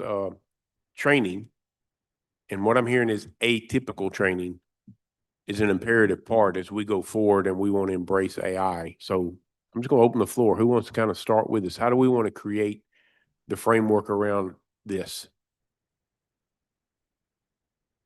Everybody up here is pointing at me for some reason, K-12. I don't know why. Again, I think there's certain things that are already in place. I think the fact that we have coding early on, I think that's a great start. I don't think we need to change that. That's still the basis of everything that we're doing in AI. So again, I think that is important to keep there. And again, you look at other countries and see them what they're doing. And I disagree wholeheartedly with some of the countries and what they're doing. Again, putting OpenAI or ChatGPT or Gemini or any of these in the hands of a second grader, I think that's a recipe for disaster if it's not in the right place. So to me, I don't think kids here in Mississippi, my kids specifically, I don't think they're ready for that at the elementary. So I really think, again, coding, I think teaching them strategic thinking, at elementary ages. And again, I think at the middle school level, we need to start looking at machine learning. What does that mean? Where does that come from? I'm not saying that you have to have the advanced mathematics to understand how it works, but a general overview of how that works. And then again, I think we really push in the idea of ethics. What does ethical usage look like? And I say this all the time when I present to school district as well. Teachers get mad. Well, they're using AI to write. Well, you've designed your lesson wrong. I don't mean that in a negative way. Again, we've got to get out of our own way and get out of the box that we've been put in for years. So the idea of reworking the classroom a little bit and really pushing those tools out when you're at the high school level. And again, 21st century skills, being able to take AI usage, context building, and taking that into a job or multiple jobs. Make yourself the person who can't be fired because you're really good at using AI, as opposed to standing back and going, I don't like this. I don't understand it. I don't know how to use it, so I'm not going to do it. We can't afford to have that type of mentality. So I think that is the direction. I know I've said that before, but I think that's where I would like to see it. And again, that encompasses a lot of training. And again, you would think that every teacher in my district is using AI listening to me talk, right? Everybody. No. Not at all. I've been very prescriptive in how I've rolled this out. It has been in very, very small groups with a singular use case. So I'll give you an example. Our upper elementary school, we got a brand new curriculum maybe a year and a half ago. They didn't like the poetry that came. There's my end. I give them a use case. I go in and do the full training, give them a singular use case and say, okay, let's use AI to generate that poetry. Now I got them hooked. Because here's what they're going to do now. They're going to say, well, if it can write poetry, what else can it do? I'm glad you asked. So now that's how you get this rolled out. I had one school principal ask me to come and do this for the entire school. And I said, this is not a good idea, but I'll do it if that's what you want. He said, yeah, that's what I want. That's what I have time for. So I did it for the entire school. Guess which school is not using it? Right. So again, you've got to be very prescriptive with the training that you roll out, and it's got to be good training. And again, I think it's teaching them to do the things that are important. How to garbage in with a lot of these models. Most models is garbage out. That's how simple this is. This is still a computer system, right? If you have a bad prompt going in, you're going to get bad information out. So I think teaching them the skills that they need, teachers, teaching the skills that they need, that's where it's going to start. Administrators, if you're not using it, teachers aren't going to use it. If teachers aren't using it, kids aren't going to use it. So I think we need to have a scripted plan at the central office level, teacher level, administrator level, teacher level, and then ultimately that filters down to kids in the end. So I think it's not just the training, it's what type of training that we're doing. How do we recognize whenever, and again, with good prompting, you can take a lot of these things out. If I'm doing research, I don't want it to pull from Wikipedia. Well, you can script that in to where it doesn't pull from Wikipedia, right? So again, it's understanding how these systems think, and how you get the best out of those models. So really, I think that's the direction I would like to see this go. What skills at what levels? Again, that's what Colin and I are on that team working on. What do we want to teach at every level? Because I think that's going to be very different. So anyway, I think that's where we start. I think we've got to, and also just so you're aware, there's a lot of federal funding that's getting cut right now, you know, and we use title funds for training for teachers. And again, I don't want you to think I'm in here just asking for money. That's not what I'm saying. This could be very specifically anything that you appropriated could be for AI training. And again, we've just got to get our heads around what that looks like in every district. Again, I've been to 60. I can't go to all of them. You know, so we're trying to eventually work this into where we get those experts, but those experts are going to need a place to go. It would be fabulous, just thinking outside the box, if we're here to spitball, it would be fabulous to have a central location where teachers can come get training, where administrators can come get training. You know, if we had a small group, it doesn't have to be a major, huge building. It doesn't, like, just a place where they can come and get that individualized instruction on what they need to better serve their kids, better serve their teachers, and better serve their community. So again, if we're spitballing ideas, I think that would be a fabulous place to start. Some centralized location that would help with this. So again, there's 1,000 different directions we're going. I can go with this, but I'll keep it short. That's just, again, my general consensus here.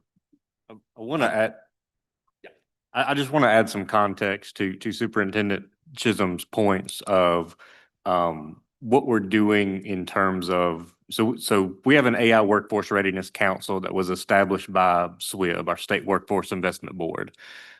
This is a collection of many in this group, Dr. Jordan, Chris, the ITS team, and many of the other institutions in defining aspects of curriculum alignment, business and industry alignment, and then a state framework. So to the points Chris is making, one of the things we're focused on right now is called what I call an AI learning progression map, which is what do we need to learn and when do we need to learn it? So again, not necessarily that students in second grade need to use ChatGPT, but maybe they need to have understanding of what machine learning means. Again, I'm just kind of giving an off the wall example. It may not even be until, you know, 4th or 6th grade that they learn such concepts, but it's us generalizing overall, you know, where should we learn something? Obviously, and Dr. Jordan has said this before, it's a moving target.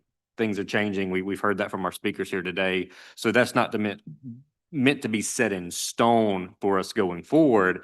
But at least when we talk about guidance across the state, whether that's higher ed, you know, post-secondary or K-12, we have something to look towards in that, okay, we as a state have established some linear progression here amongst, you know, a competency within a middle school or a high school, and that student going to a university or a community college, then a university, or directly into the workforce.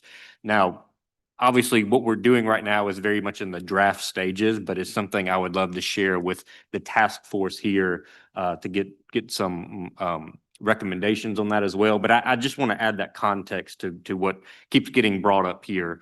And to that, you know, I will agree, a lot of the training, I think to date has been very much demystifying what a lot of AI is. And I think the transition now that I'm doing, and I think many others are doing, is now applied training. So we've had the workshop settings, you know, we're putting out more material. We've partnered with NVIDIA. We're taking more of a focused approach on having, you know, the practical usage outside of it's going to write an email for me or it's going to write a lesson plan. No, we can do great things through research, through, you know, operations of state government or business and so on and so forth. So the training's always going to exist, but we're being very strategic about that next sort of 2.0 phase and being more applied in that sense. And part of that too, which will lead to a question I want to present later, is dealing with infrastructure as well.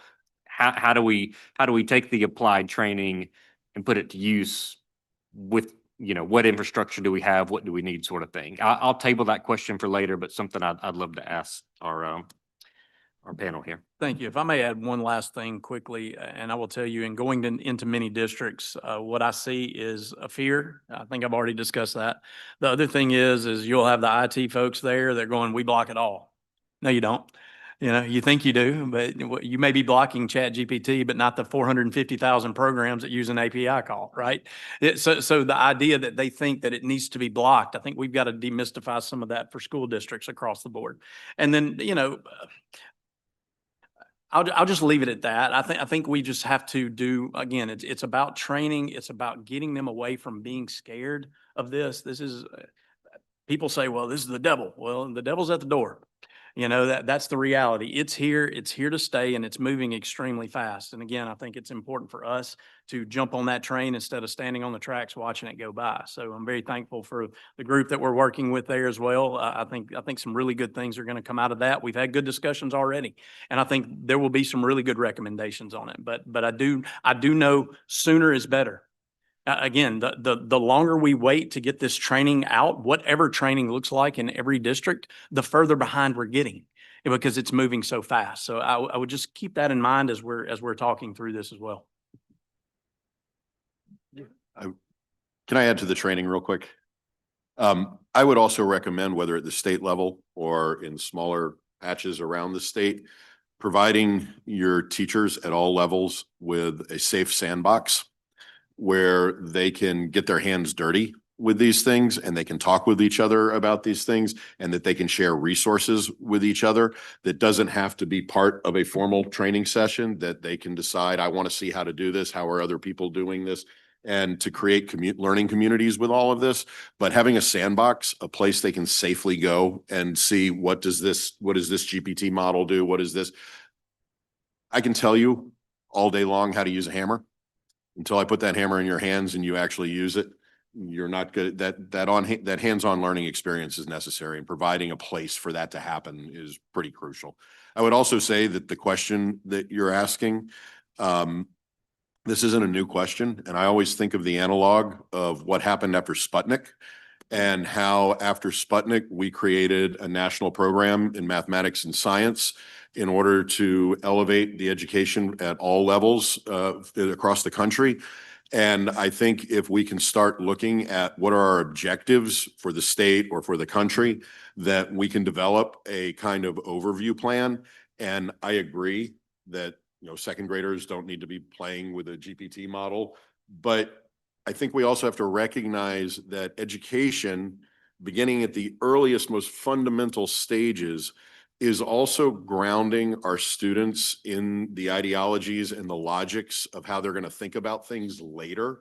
And so even if you're not talking about ChatGPT or AI in those K through fifth grade kind of ranges, the logics that you're teaching them, the kinds of mathematics that you're teaching them, the narratives that you're teaching them are going to put them in the position for when they are introduced to specific AI concepts to better understand them, to better navigate them, and most importantly, to better naturalize them into the way that they do things.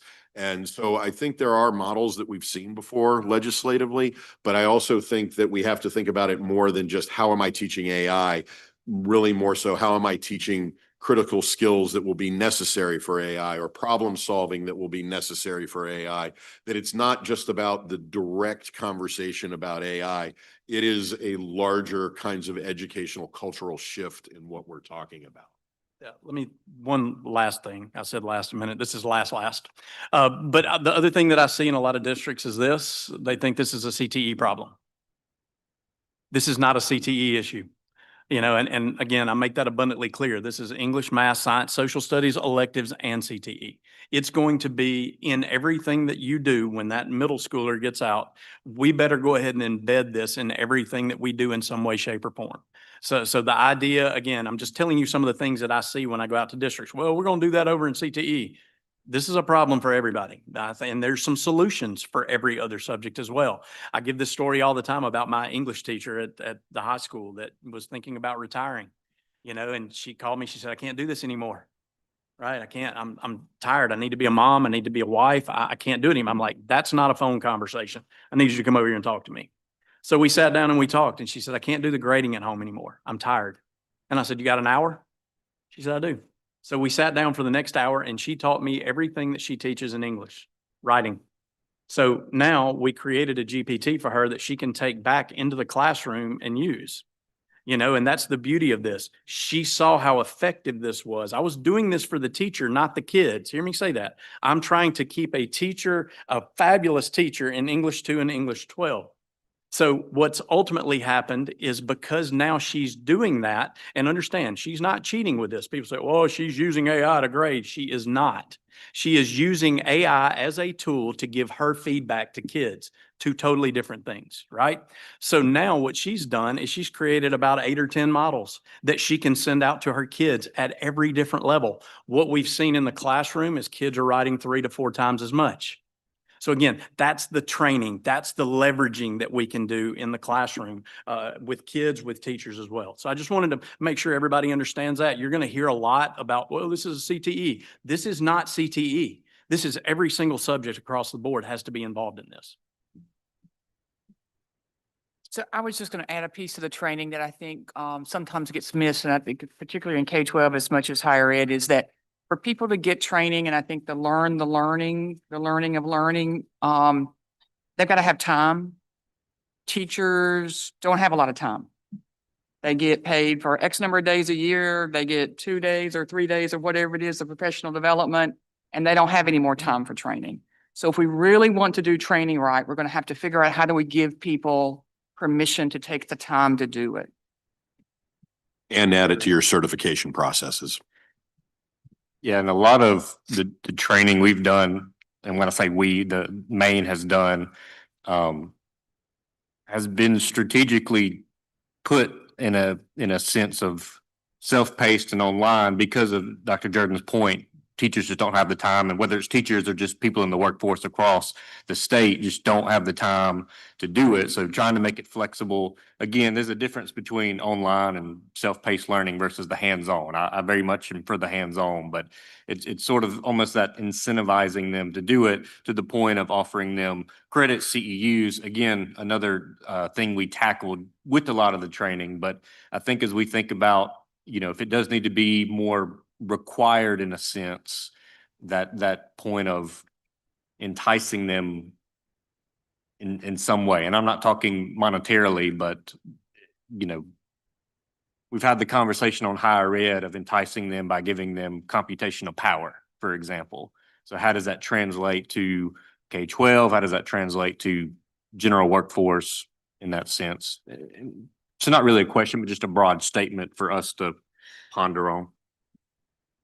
But could it be as simple as, I want you to take an hour a week and doesn't cost any agency, anybody else any more money, just the expectation that I want you to use an hour a week of time that I'm already paying you to do your job because I want you to learn to do this?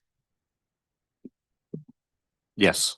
I mean, I think it's that simple, but you know, always things said simply aren't always the easiest to do. So, but no, I 100% agree that it's more of the intentional directive of, hey, take an hour, take 30 minutes a week, get your hands dirty. Here's this sandbox environment. Here's a tool. Here's, you know, accessibility is part of that aspect too, and ensuring they have access to what they need to know. So.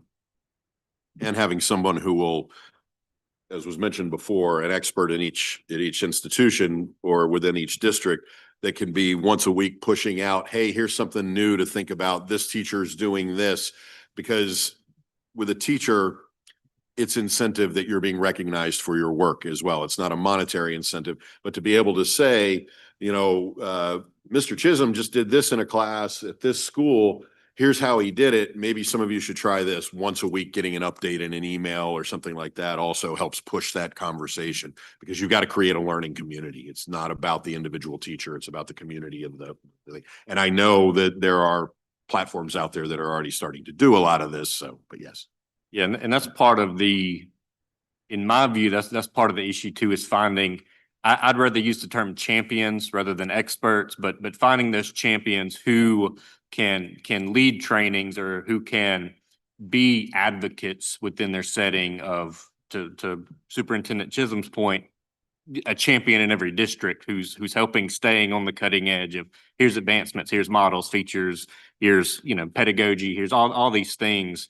And that's difficult to do, because where do you find those people in how do you pay them what they're worth? And that's just a workforce issue in general. I mean, we see that across finding welding instructors, for example, so it's how do we find those people? How do we pay them? And how do we sustain it, really? And I'll tell you too, what I've seen is a lot of people think that you have to be a tech expert to use this. You do not. You just have to have some human algorithms and human patterns to work these systems. So I think I spoke at lunch about going to the OLLI Center at Southern Mississippi.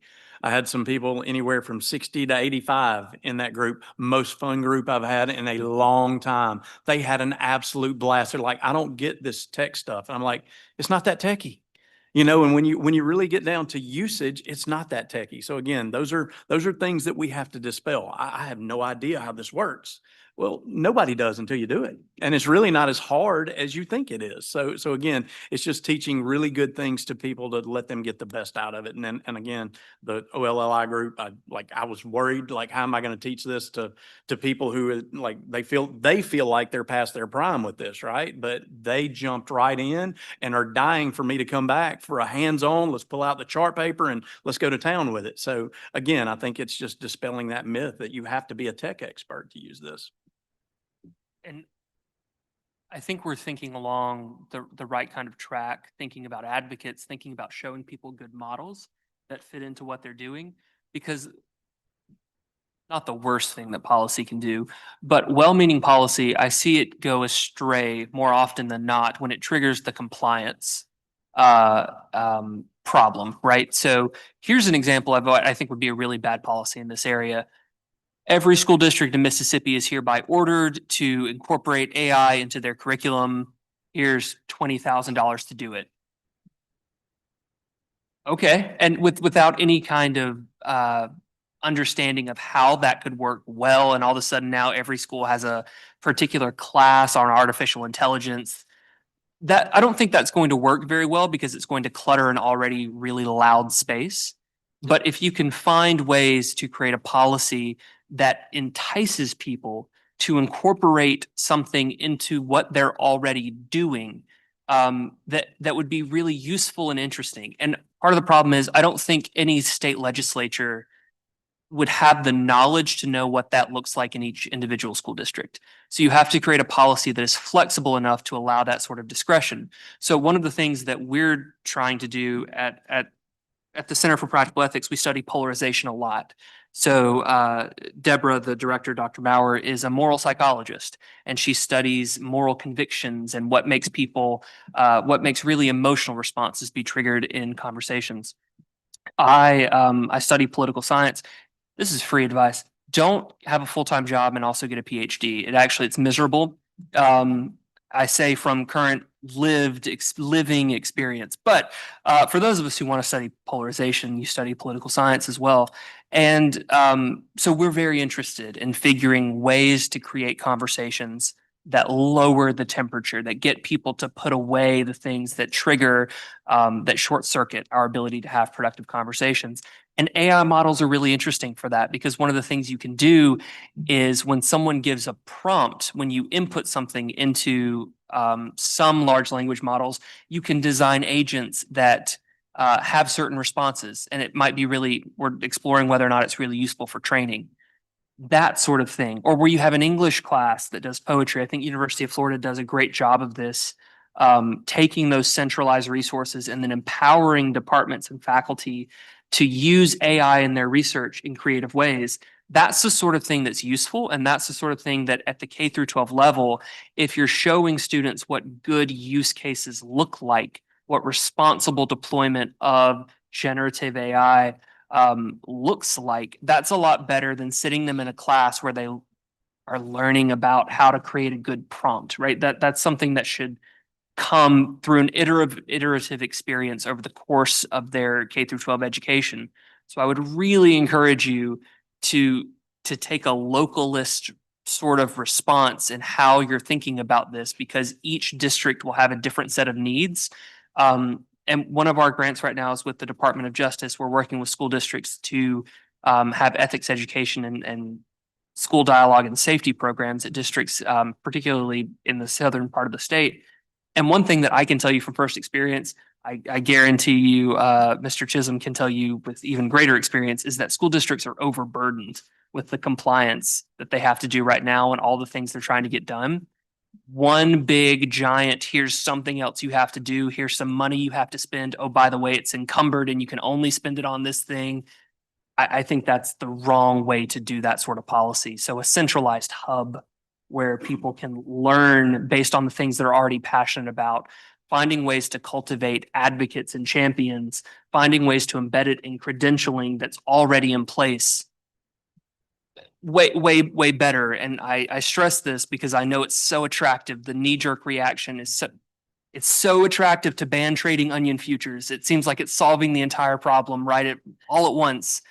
And it almost never is, because really changing the education of students in this way takes a lot of time and you have to be really thoughtful about it. But I love that the conversation is centering around something specific like K through 12 education, and B, that it's about models and integration and use cases rather than a top down, oh my gosh, we need to have AI in our workforce training. So we need every school has to teach a class on artificial intelligence. That I think is the wrong approach for sure. One of the things you can add to the conversation also in terms of incentive and training is develop a statewide badging program that identifies faculty who have accomplished certain tasks in AI training and deployment, something that they can put next to their name on an email or something that shows that we acknowledge that you've done this training. That doesn't cost anything. It's almost a gamification of, if you succeed in these things, you earn this title. And that, I think, is particularly with a lot of the teachers I work with, they want the acknowledgement that they've done these things. And so I think a statewide badging system would be useful in the certification process or in the localized training processes as well. And I would just quickly ditto what he said. It can't be one more thing. Like, if it's one more thing, then it's, again, people don't realize how many things are legislated to us. Like, we'll spend 2 full days on nothing but compliance.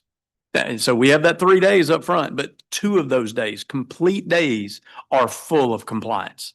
Watching videos that we're required to watch. Like, again, there's a lot. If it's one more thing, I agree wholeheartedly, it's not going to go anywhere. You know, they've got to see a need and they've got to have that want to. You know, it just, so again, a very careful approach with this is best. And a phased deployment. Don't try to do it all in one shot. Set out like a 2 or 3 year strategic plan for deployment and say, we're going to accomplish this, we're going to accomplish this.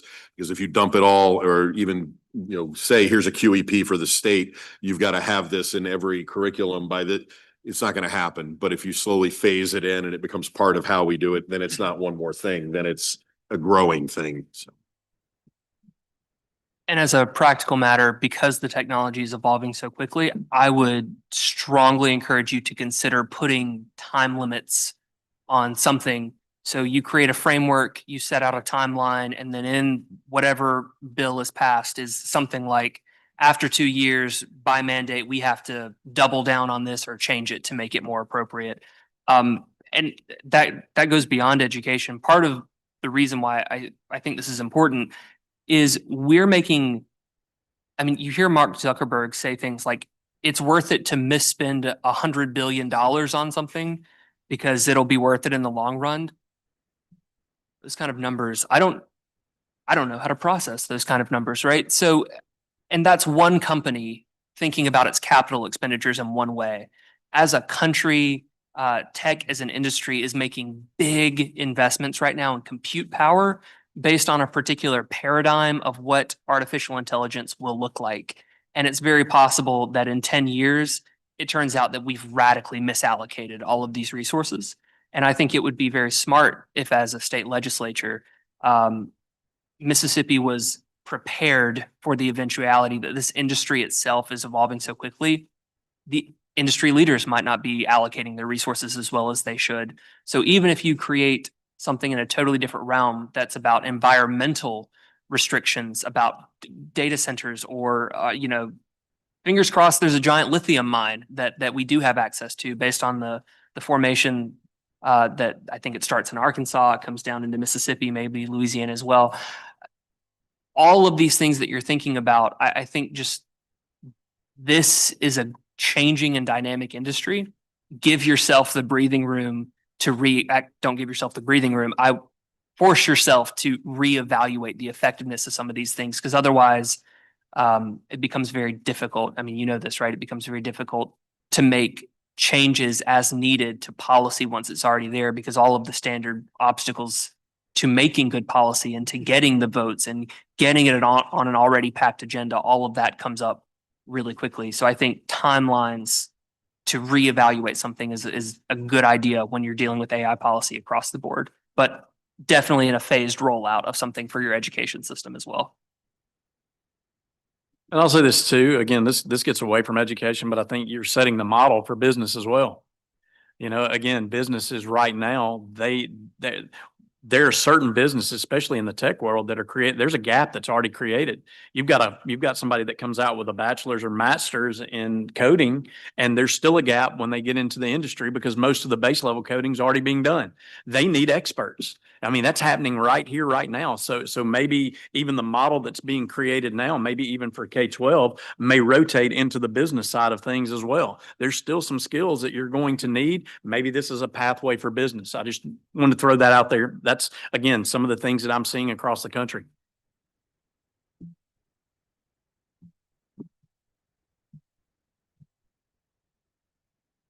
I want to add to that because I think that's a really important part. You know, curriculum development in the history of education in the U.S. has always, I don't want to say depended on, but has collaboratively worked with industry. That industry influences what we do in our classrooms. So we can look to the medical profession as a good example. Changes in nursing practitioner practice or pharmaceuticals changes what's taught in nursing school or in pharmacy school. And so those relationships are already there between curriculum and industry. They always have been. But this is a great opportunity also to start partnering with local industry to be able to say, what in your industry do you want newly minted college graduates or newly minted high school graduates to have skill set wise before moving into this space? And if we look at, you know, we've all seen those surveys, we've heard about them since, you know, forever, that the number one skill set that employers are looking for from newly minted college graduates is great communication skills, especially written communication. Then the second tier was always leadership and collaboration, problem solving, critical thinking. Well, those charts have changed. The surveys now show that written communication is still the number one skill set that employers are looking for, but AI literacy is now the second. And a lot of the reason that they're now looking for AI literate employees coming straight out of college is because, as was mentioned earlier, they don't know what it is yet in their industry. And so they want newly minted employees coming in and saying, these are the things that we need to be looking at. And if you break that down further, the data shows that the number one concern is data privacy and data security. If you're going to come work for me, I need you to know how to keep and protect my data, my company's data safe. Then it moves down into basic literacy skills. What is natural language processing? What are LLMs? How do these things work? And I've put together a list of the 10 skill sets that employers are looking for from newly minted college students after they get through that written communication portion. And a big part of the written communication demand, going back to what we were talking about before, is that ability to write prompts. Written communication skills. Now, we used to talk about, there's a reason also why we should be bringing rhetoric, and I don't mean that in a political sense, but rhetoric as in the study of how language communicates, into this conversation, because that desire for written communication now has a lot also to do with prompt designing, being able to write solid prompts. I don't like to make predictions about tech. I've seen too many of them gone wrong, but the one prediction I make, 15 years ago, there is not a company in this country that imagined they would need something called a social media marketing manager. And every company, whether they're a mom and pop Etsy store or not, needs somebody who can navigate that space. Prompt engineering is the skill set that's going to be high demand moving forward in order to have people in industry being able to operate these different platforms and make them do the right things. So we have to take into consideration that partnership between industry and curriculum is also a great starting point, particularly, and both in Mississippi and Missouri and Arkansas and some other states that I've worked in, schools that don't have the resources That's an opportunity for resource sharing, to be able to say, I'll pick on Mississippi State since we have a representative here, to be able, they know what their demographic is, where most of their graduates go. Who employs most of the graduates from Mississippi State? Let's go to them and say, what AI skill sets do you want our graduates to have? How can you help facilitate that? Can you support a server on our campus? Can you do this? So that we're preparing the students best for that workspace deployment. Now, again, that opens that door of what's the purpose to education, but there are ways to share the resource costs here in order to be able to have that collaboration between industry and education play out. Going to that as well, just so you're aware, we've been trying to do the same thing with C Spire. You know, that we've had our own local server in Pearl that we've been running for over a year and a half. We've got two H100s. I can run about 15 to 25 concurrent users on almost any model other than maybe the V3 model, DeepSeek V3. That's pretty processor intensive, but we can do all of those things. And the idea is, how do we get this out to every school district in the state of Mississippi? So C Spire has jumped in, and we've had multiple meetings with them, and basically taking some of the things that we're doing, put that on their data farm, and then allowing school districts across the state of Mississippi to have that interaction with something where your data privacy is handled. You know, again, that's the reason that we put the server in. I don't have to worry about it. I can put student information on it. There's not a single thing that goes out of that server. Okay, so that's why we put it in, but everybody wants that, you know, in some way, shape, or form. And I will tell you, businesses want the same thing.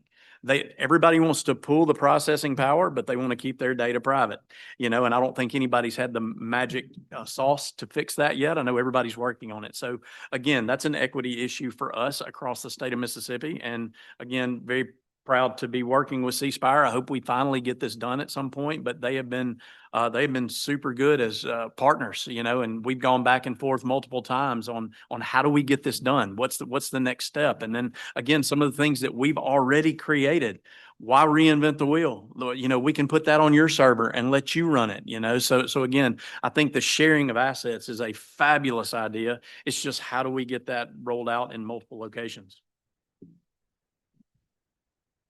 I kind of want to take the comments from Chris and Sid and bridge to my question I said I was going to mention earlier. And Sid, I'm going to start with you, sort of directing it at you, because I already know a lot of what the University of Florida is doing in the space. But what does infrastructure look like? And I think a better question may be, what is the definition of infrastructure? Is it solely hardware and servers and GPUs, or is there more to it? So I'd just love to hear your opinion, but your firsthand account of that. Yeah, I think that it's bigger. I mean, the hardware part is certainly part of it. We've been very fortunate because of our partnership with NVIDIA to have a lot of the hardware part of that taken care of. I think a lot of what we're going through right now in terms of infrastructure is more focused on platform.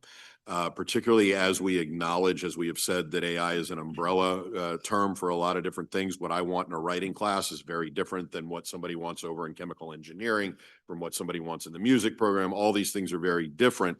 So we're taking a kind of different approach to infrastructure. The compliance issue was always a big part of the infrastructure issue, because if I wanted a particular platform for my students to use, there was a process for having to apply to have it approved to be able to be used on campus networks. So for us, infrastructure now is also building what we need. So rather than going the route of we need licenses for this in this program or this in this program, a lot of what we're working on now is internal development. And we've done this for a long time. So for instance, we had privacy concerns when everybody started using Dropbox. So we built our own Dropbox. We're currently building out Navigator, which answers a lot of the questions. We're building a lot. Our primary objective, one of the primary objectives university-wide, is agential development. That will all be housed internally on Navigator. And so a lot of the infrastructure is focusing on what do we need in different places and how do we provide that locally rather than working with licensure.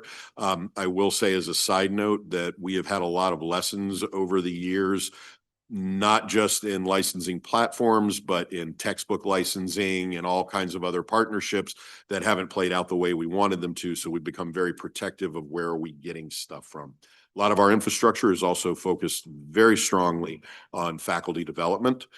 We have very robust faculty development programs, both through our AI Squared Center, our Center for Teaching Excellence, and our overall AI initiative.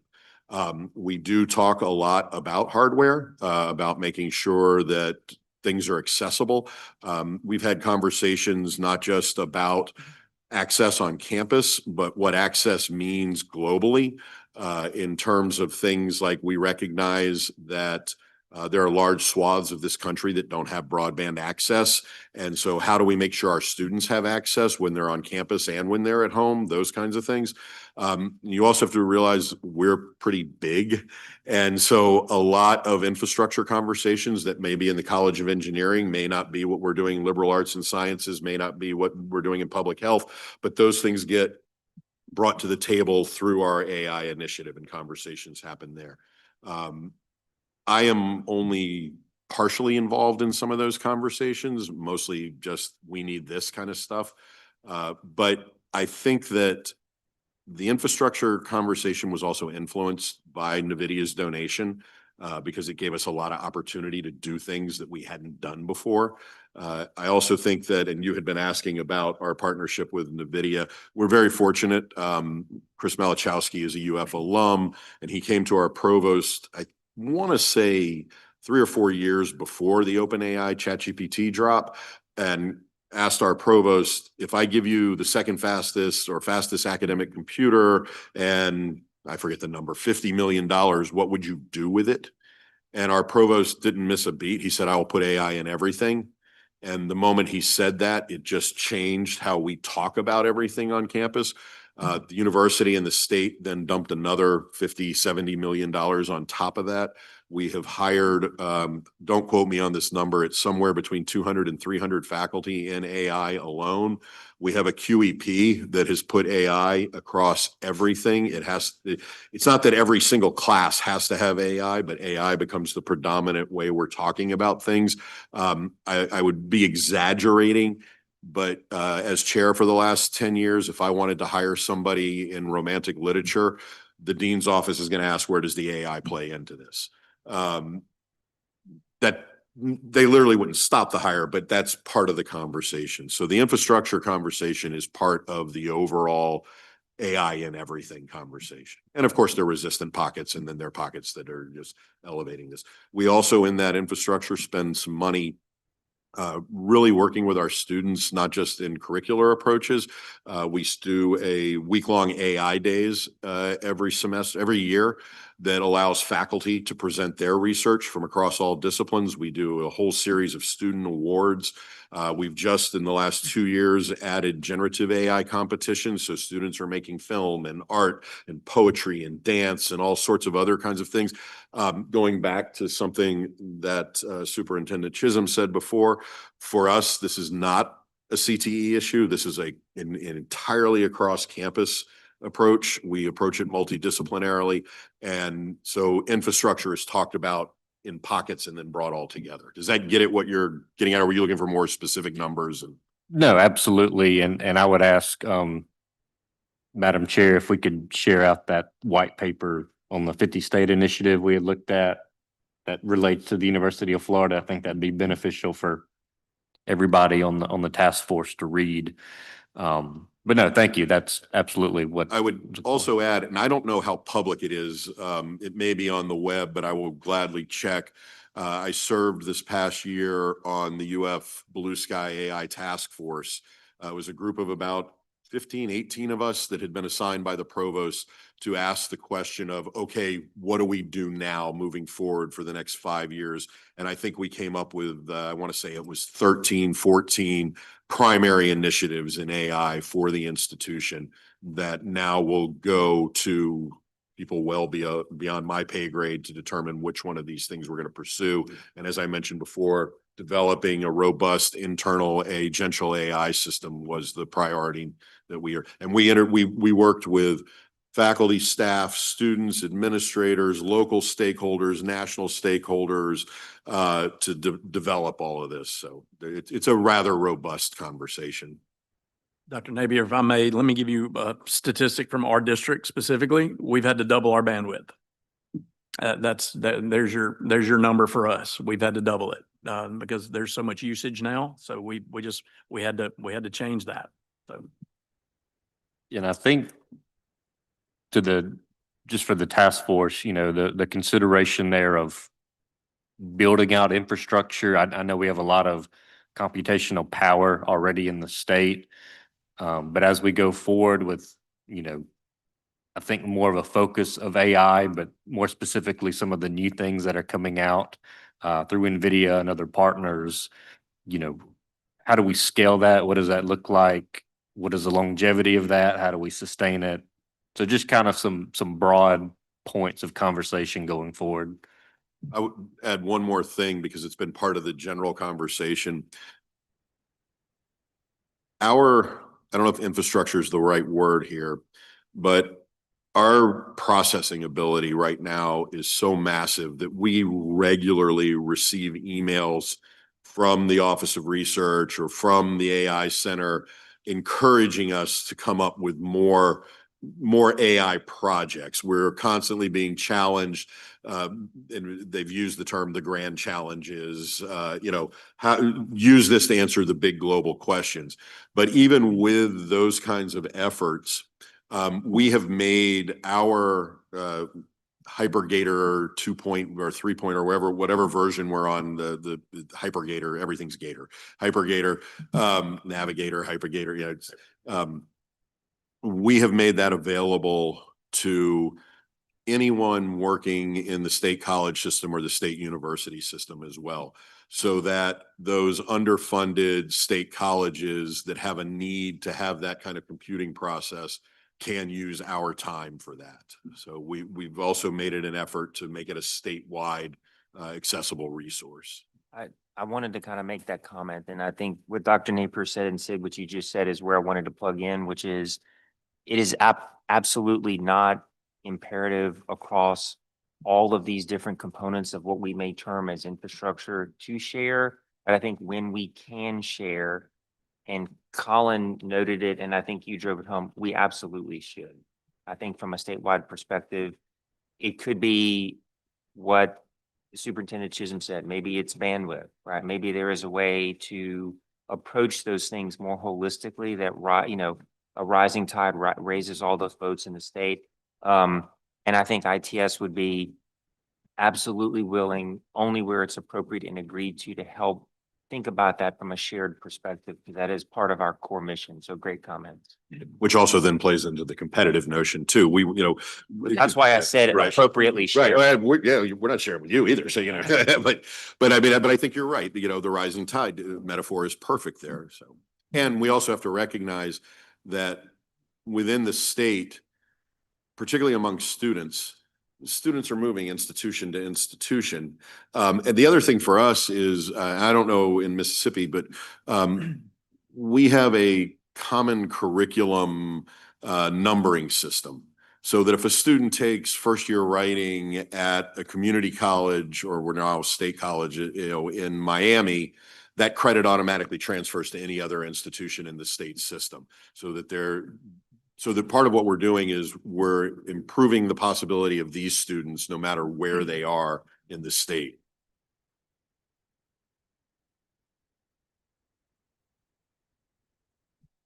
I will just add that the commentary about the infrastructures in the vein of opportunistic legislation.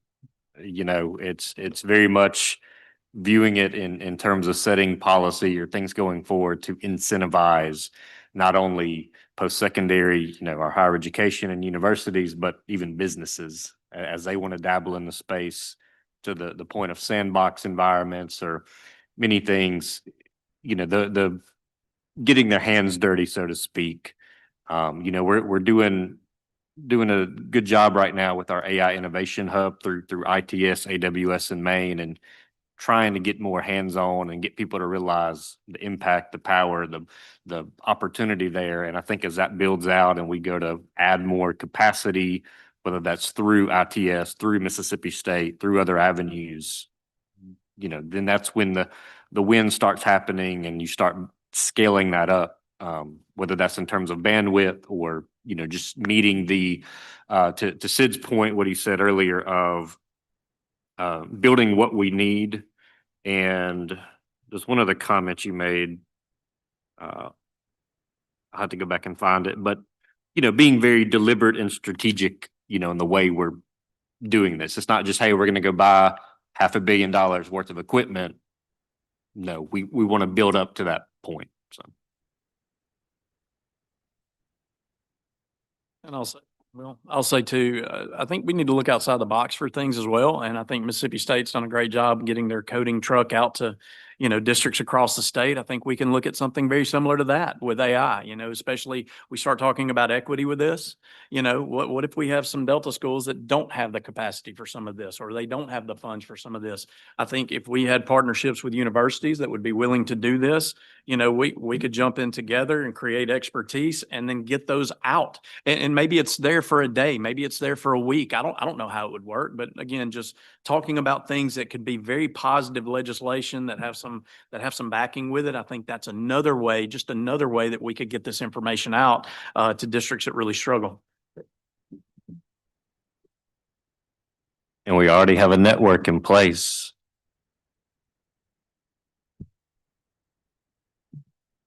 So what I think I hear you saying is, Chris, we don't need another law on the books requiring you to do something. Or not, when I say you, I just mean public schools, K through 12. Is it something that on the higher education level, maybe require and have all, I think Mississippi State, don't you require your teachers in every aspect to open it up at least a little bit of artificial intelligence? I mean, I feel like the teachers that you're graduating from Mississippi State, those that are teachers, those young professionals coming into the school, they're not scared to teach the students, but those that are already in your schools that don't know artificial intelligence right now, do we require the higher education to open up artificial intelligence and just incentivize K through 12? Or do we put a law on the books to require artificial intelligence? I feel like that was the first question. We're going to require it. And then I felt like y'all said, don't require it. No, we're saying being very careful about how it's required. I think giving every district the freedom and latitude to do what works in their district, as opposed to saying everybody's got to do this by this time, have a gradual rollout. Like there's infrastructure. There's no infrastructure in place yet. Yeah. We're working on that as fast as we possibly can. So I don't have an issue with the requiring AI as a general term, but letting districts be able to roll that out as they can and as it's as the availability comes along. I'm very cautious of requirements, So too. particularly at least in the higher ed space. We don't want to create cultures of obsolescence among our faculty. If we come into higher ed and say everybody's got to do this, and particularly as this really is a cultural shift, as we were talking about at lunch, this will slowly move as new teachers are being trained and as they are training that this is part of how we do things, that will happen. But if we come in and say everybody's got to do this and we have resistant faculty, or we have faculty who have no interest, or more so if we have faculty for whom AI doesn't serve any purpose in their pedagogy, you're going to create a culture of they're obsolete. And I find that very problematic because these are the exact faculty who built our programs, who have taught our students amazing things, and still have very valuable things to teach our students. As I said before, and I'll play on the movie, not everything everywhere all at once, because there are places where this is not, you don't want to force it in there, and you don't want to suddenly take a teacher who has been remarkable at what they're doing and tell them here in the last 5 years of your career, or you're going to have to do this all very differently. That will happen over the cultural shift. And as cynical as it is for me to say it, it's already happening. We see this at the University of Florida when we go on to the subreddits that our students use to communicate to one another. And they say things like, Professor so-and-so does not allow for AI use, therefore this class will not be beneficial for you in this way. Or this teacher does this, and you can start, and I don't know if we're monitoring for this, but it affects enrollment numbers. We start to see teachers who are not getting the enrollments they used to because the conversation among the students at a university that pushes AI is saying, don't take this class, it's not going to help you. So we have to remember that those things will change culturally, but we don't want to ostracize a particular population that has done remarkable things for our students. What I'm hearing is we want to empower, not require, as we evolve, as we have the challenge of changing the way we're teaching. I see a challenge, and we need to change the way we've historically legislated. There is the challenge that we've not yet decided. You experts are supposed to tell us how to do this in the next 15 minutes. But It is a formidable challenge. But you've hit the key point. Lots of things are going to change. Change is hard. Lots of us don't want change, and a lot of us don't want change for what we have to admit are for some very nostalgic reasons. We're stubborn. Yep. I mean, we're quite stubborn. frankly. And as I said at lunch, particularly in education, we tend to think things like, I learned a particular way, I turned out pretty awesome. So if I teach my students that way, they'll turn out pretty awesome too. Problem is the context has changed. Absolutely. That is a true problem. Like you say, it's already happened. The evolution's there. We just got to figure out how to, I think we said it when we started 2 years ago, the single most powerful thing I think we have before us is education. We educate people that it's not evil, it's not bad, it's good, it's a tool. All those things, I think, give us the most traction with it. And we have to figure out legislatively is how we come alongside, incentivize where we need to, and do these things. And legislatively, I would like to see the handcuffs taken off, just to be honest with you. There's so many things that we're locked into with the Department of Ed, with, districts that are doing well. Give us the freedoms that we need to do to explore some of these things. And that can be definitely done If legislatively. you have a 1-pager or a 10-pager, I'm all ears. We can work on I that. mean, Again, we're locked into 50-minute classes. Okay, well, you can become a school of innovation. Do you know how much paperwork is required to become a school of innovation? Like, it's not even, for most districts, it's not worth the time to do that. Like, we should be able to do things, to be freed up to do some things that we want to do. Again, if it's movement in a positive direction, then let's go. We got to stop living in the 50s and 60s. And again, nothing against legislators, but everybody seems to think they're agree. in our world because they went to school for 12 years. But in the end, and I'm not being ugly, I'm just being truthful, No. and my dad was a legislator, and he was a school board president for like 16 years in Lowndes County. And he didn't realize how things had changed in education. So I would love to have the freedom to be able to say, hey, look, this is what we're going to do, and not have to jump through 97 hoops to do it.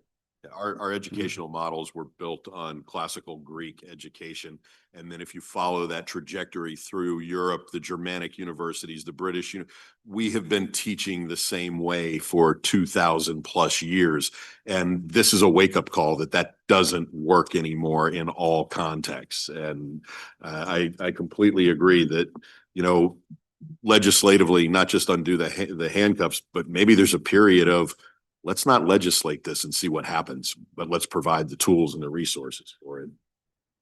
I'll give you a quick example. Here's a real life example. So we've got an old building on Highway 80 that's an old fire station. So through AI, I have done lots of trainings for companies, Siemens, Ergon, some of these other big companies. They brought people in from all over the world for trainings on AI, but this has opened up a lot of conversation. So we've now got some partnerships with these people, and that's what this building is going to be. It's an advanced manufacturing training center. So basically, they send somebody out to do training for our kids. Do you know how long it's taken me to get this done? It's been over a year and a half. Like that shouldn't even, I would have done it anyway. Understand, there's just a lot of hoops that we have to jump through. And if you give us the freedoms to do some things in districts, we'll run with it. We'll run with business and industry. I've said this for many, many years. Take the handcuffs off and let us run. And we'll take you to places we've never been here.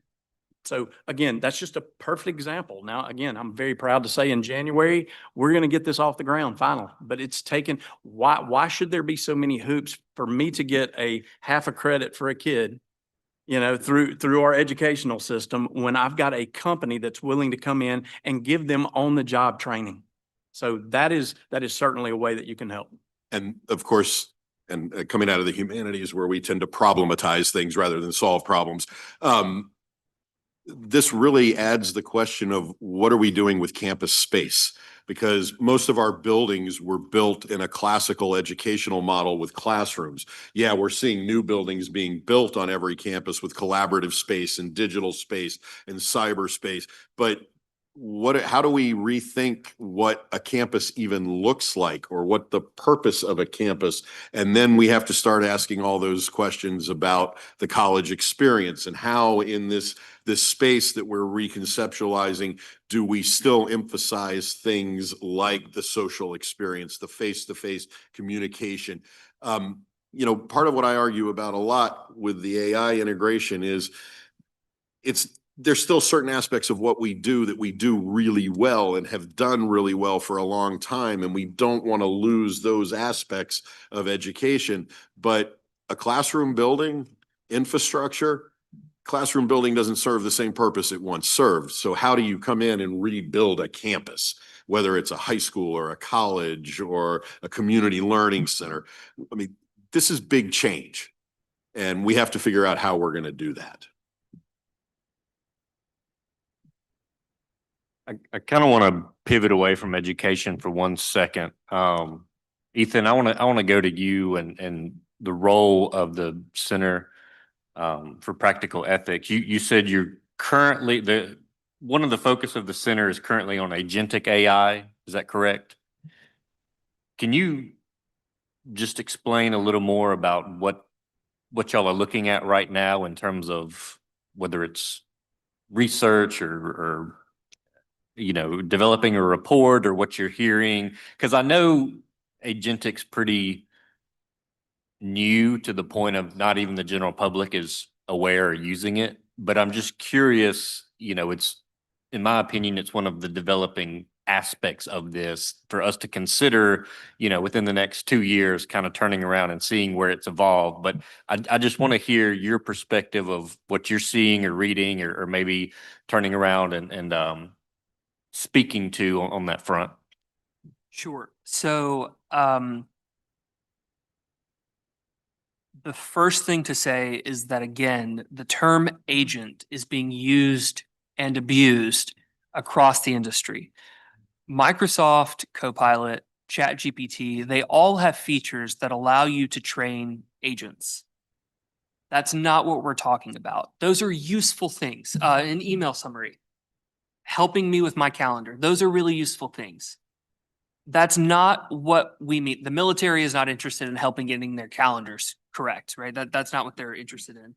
What they're trying to do is find ways to make systems that are autonomous in a substantive sense, that without a lot of direct supervision from other humans, AI systems can accomplish tasks and respond to problems dynamically.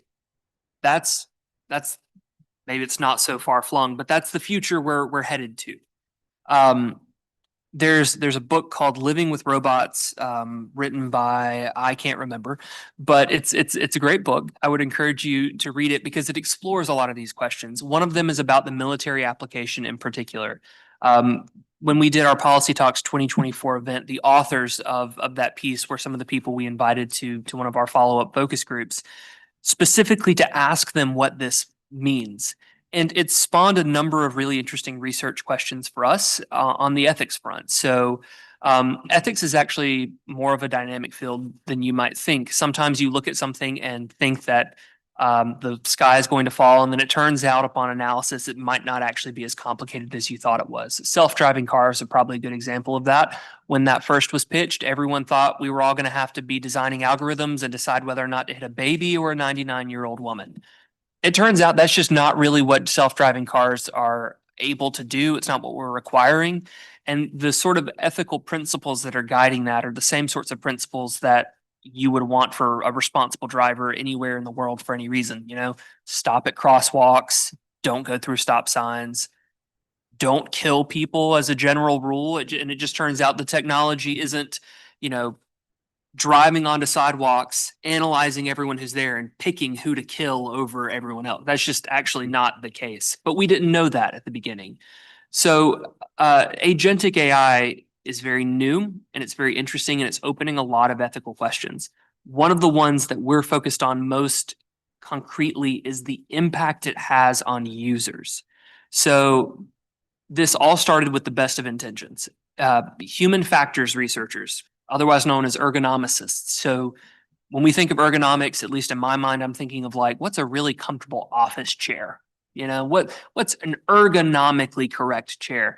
And that term is getting at the question of user experience and how we can make user experience flawless, not in terms of, I really like this thing, but making it so good at what it does that it's forgettable, that you forget it's even there and you rely on it without even realizing that you do that. But you sure notice when it's gone. That's what ergonomics sets out to do. So all of these people, all of these human factors researchers now have a brilliant second career in trying to figure out how to make artificial intelligence systems more human-like. So natural language processing blew open this door. How do we make AI more conversational so that instead of feeling like you're activating an entirely different system in your brain to process data, you're just having a conversation and it's something you do really, really naturally. So when we come up with text readers, there's an app I use called Speechify, has a lot of different voices on it. Those voices don't sound like robots. Very intentionally, they're trying to make them sound human. Very intentionally, they're trying to make the output of generative text sound human. And you can do that on steroids. So we make robots that look like humans, and there's no good reason in the abstract for that. We do it because it makes us more comfortable. And so what companies are trying to do at the highest level, what the military is trying to do is design systems that are so human-like that we just treat them as human without even thinking about it. And then what they're trying to do is figure out how to make them really good team members. So just like we've all been part of teams that just hum, you know, it's almost magical. You can get anything done with this team. What people are interested in is replicating that, but incorporating artificial intelligence systems that have access to more information, that can do math easier, that can give you all sorts of information in a way that I'll be pessimistic about it for a second. Hijack all of the systems and processes and assumptions you make about other people. And that comes with a lot of efficiency. It comes with a lot of benefits. It might help you make decisions faster and better. But it also raises questions about what that does to your psychology in the first place, right? So one of the things that Stuart Russell is an AI researcher. He testified before Congress last year. And one of the things he said was that he thinks there should be an absolute right for people to know when they're talking to machines. This is something that we come up against a lot. And it just seems that the human AI researchers are constantly trying to get around that. They don't want that. They want you to forget you're talking to a robot as it's faster and it's better. So that entire dynamic is the thing that we're really interested in, and particularly when it comes to what that does to users and what that does for all sorts of concepts that we've developed, you know, certainly as professional ethicists, but even as people that we really closely rely on. So think of expertise, for instance. To be an expert in something isn't just to say, I have lots of on-call information, right? It means that I have deeply developed, spent thousands and thousands of hours developing a skill set that allows me to make decisions in an informed way that you couldn't approximate being a non-expert. It's the sort of thing that allows a mechanic to drive a car and without really being able to tell you exactly why, I go, oh, that's probably I'm not a mechanic. I don't know if it shows. I don't even know what to say in that situation, what to pretend it would be. That's your engine brake something. I see how bad I am at it, right? That's an expertise that they've developed. But what this agentic AI does is it makes us think about things like friend, expert, team member, all of these roles that we've developed moral presuppositions about based on humans, and we ascribe them to them immediately. And so there are all kinds of really interesting ethical questions about whether that's appropriate in the first place. What would it look like to make an appropriate sort of ethical principle that guides that? How teams should interact with each other. That's something businesses are really interested in for the same reasons the military, right? You want to get more done faster with more accuracy. And so all of these things are things that we're looking into.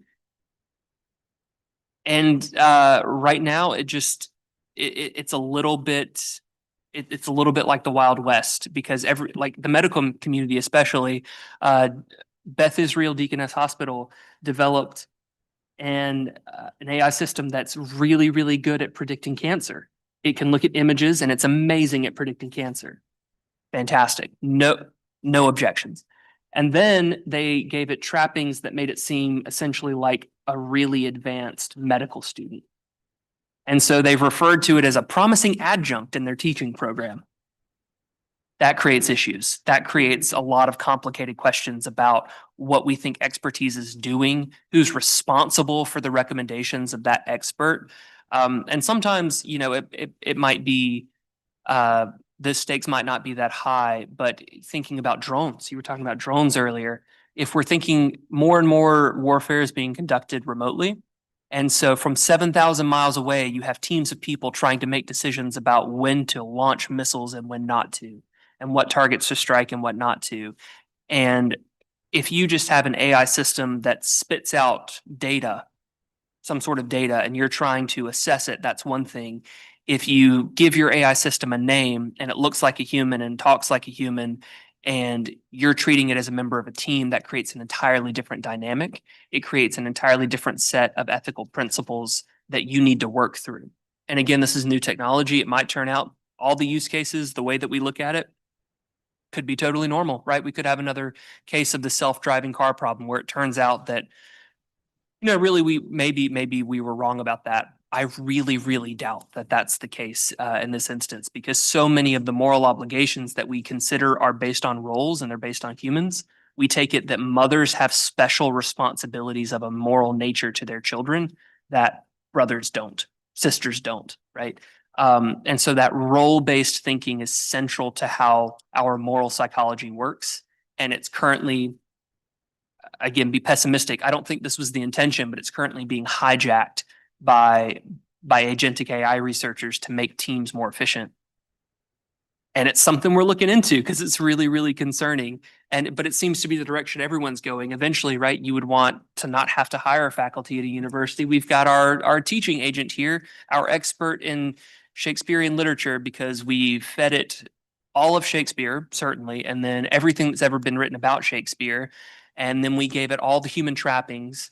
And unfortunately, it's a deep learning neural network, so we can't explain to you why it reached the conclusions that it did, but treat it like a teacher. And there are all kinds of problems with that. So pick any field that you might want to. It's a really big concern, both for labor and workforce, for meaning in our relationships, for what sorts of concepts we've developed to understand duties and roles and obligations. And so we are currently exploring lots of options of what that might look like across a range of our collaborators. So first off, thank you. A quick follow-up would be, as we head into this legislative session, as we as a task force are working on providing recommendations towards policy and all of that, is there anything in your opinion that should be considered right now, or is it more so in a watch state? There are some things that should be considered immediately, especially when you're talking about agentic AI, because it hijacks so much of what goes on in our minds. I, for instance, would be very, very cautious about outsourcing your mental health care, especially dealing with like K through 12, for instance. There's a company called Woebot, like WOE, like I'm sad, Woebot, that does cognitive behavioral therapy at scale with chatbots. And a lot of school districts, a lot of universities are considering adopting things like that. I don't, I mean, the jury's still out in a lot of ways. I'm not saying whether that would be good or bad to ban it. I would consider putting some heavy guardrails on mental health sort of stuff like that. You would also want to, especially, you know, the younger the audience, the more it becomes paramount, making sure you flag very clearly what is produced by artificial intelligence and what isn't. If you're dealing with highly autonomous systems, that would be huge as well. Because I'm not trying to tell you to stop the innovation or to put it all down again, but when you don't know what a chemical is going to do, you're not allowed to just dump it into the environment. That same sort of principle here, and especially when you're dealing with vulnerable populations like children. Pays to be aware, pays to have a sandbox, for instance, where people can experiment with this and see what it's like. And you have a hypercomputer at University of Florida that's housing it all, and people are trying to figure out what it can do. Because there's reason to be concerned. I mean, people have committed suicide because of their conversations with very basic, like just the free version of ChatGPT, for instance.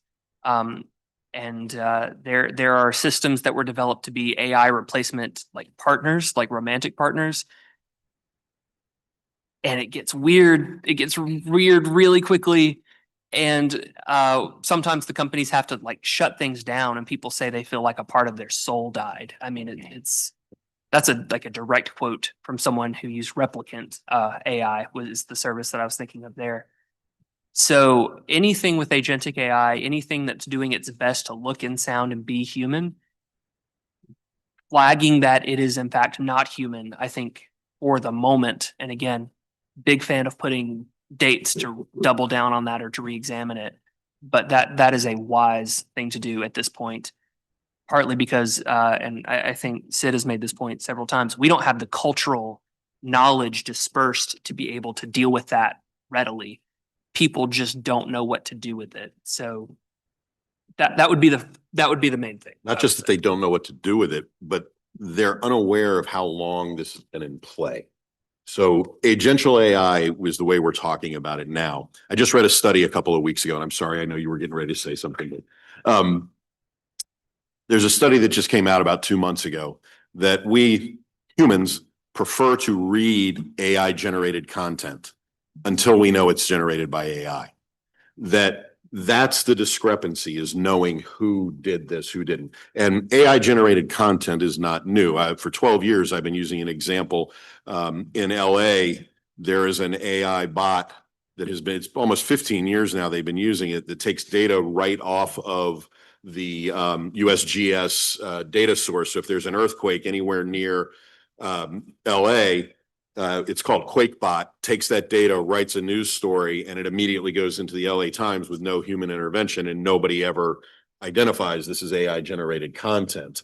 And then I'll shut up so that you can talk. But we are seeing success with agential AI, and I have a student writing a dissertation about this, so I'm seeing it quite regularly with agential AI, robotics, and individuals on the autism spectrum. That the interaction there is really opening up the individual, because the AI understands more rapidly how to respond to physical and verbal cues from the patient. And I do know in the times that I've sat in on Project Lima meetings with DoD that those conversations about agential AI are very prevalent there. I'm sorry, That's fine. apologize, but No, I was just going to build on that. Maybe this is reframing in a slightly more cynical way, searching for a better way to describe it. But it from the healthcare perspective, I do think whether I'm talking to a provider or a technology developer or a patient group representative, it doesn't take too long, usually 15 minutes, maybe even less, to get down to this fundamental question about who is responsible for doing what at each point in a typical health AI value chain. And there's a lot of advocacy groups that are scared to talk about this issue because you're talking about liability and lawyers and tort law and copyright law and other very serious questions. But I raise it just to say that, well, I'll put it this way, is I think about how in a typical scenario where like there's a cybersecurity breach in a hospital, what I see almost all the time is that the breach happens and then there's, you know, there's harm that occurs. And then it's everybody lawyers up and the hospital says, no, it's 100% the medical device manufacturer's fault because they didn't patch or whatever. And the medical device manufacturer says, no, it's 100% the hospital's fault because they didn't have a risk management plan. And it's this blame game. And if we see that dynamic in health AI deployments, I think it's deeply damaging. So I don't have complete answers to solve the world's problems about what the appropriate distribution of responsibility is in a health AI value chain. But my organization, in an attempt to be as proactive as possible on this issue, came up with something of a framework where, one, we defined a typical health AI value chain and the actors, which was more controversial than actually you might think. But we did do that. And then we came up with reasonable recommendations about what each person should be expected to do to ensure safety and efficacy and identify and mitigate bias and be transparent. And then we actually mapped it to that NIST AI risk management framework that I talked about to try and, you know, link it to some of the ongoing standards work. So I'd be happy to share that. And I thought that was a good enough reason to kind of bring that up and maybe just provide a different angle or framing, sort of maybe again, more cynical, I think. But I would love for you to talk about for a second the idea of training in the medical field, thinking about AI and the sorts of unexpected things that it might remove. Not being a doctor, right?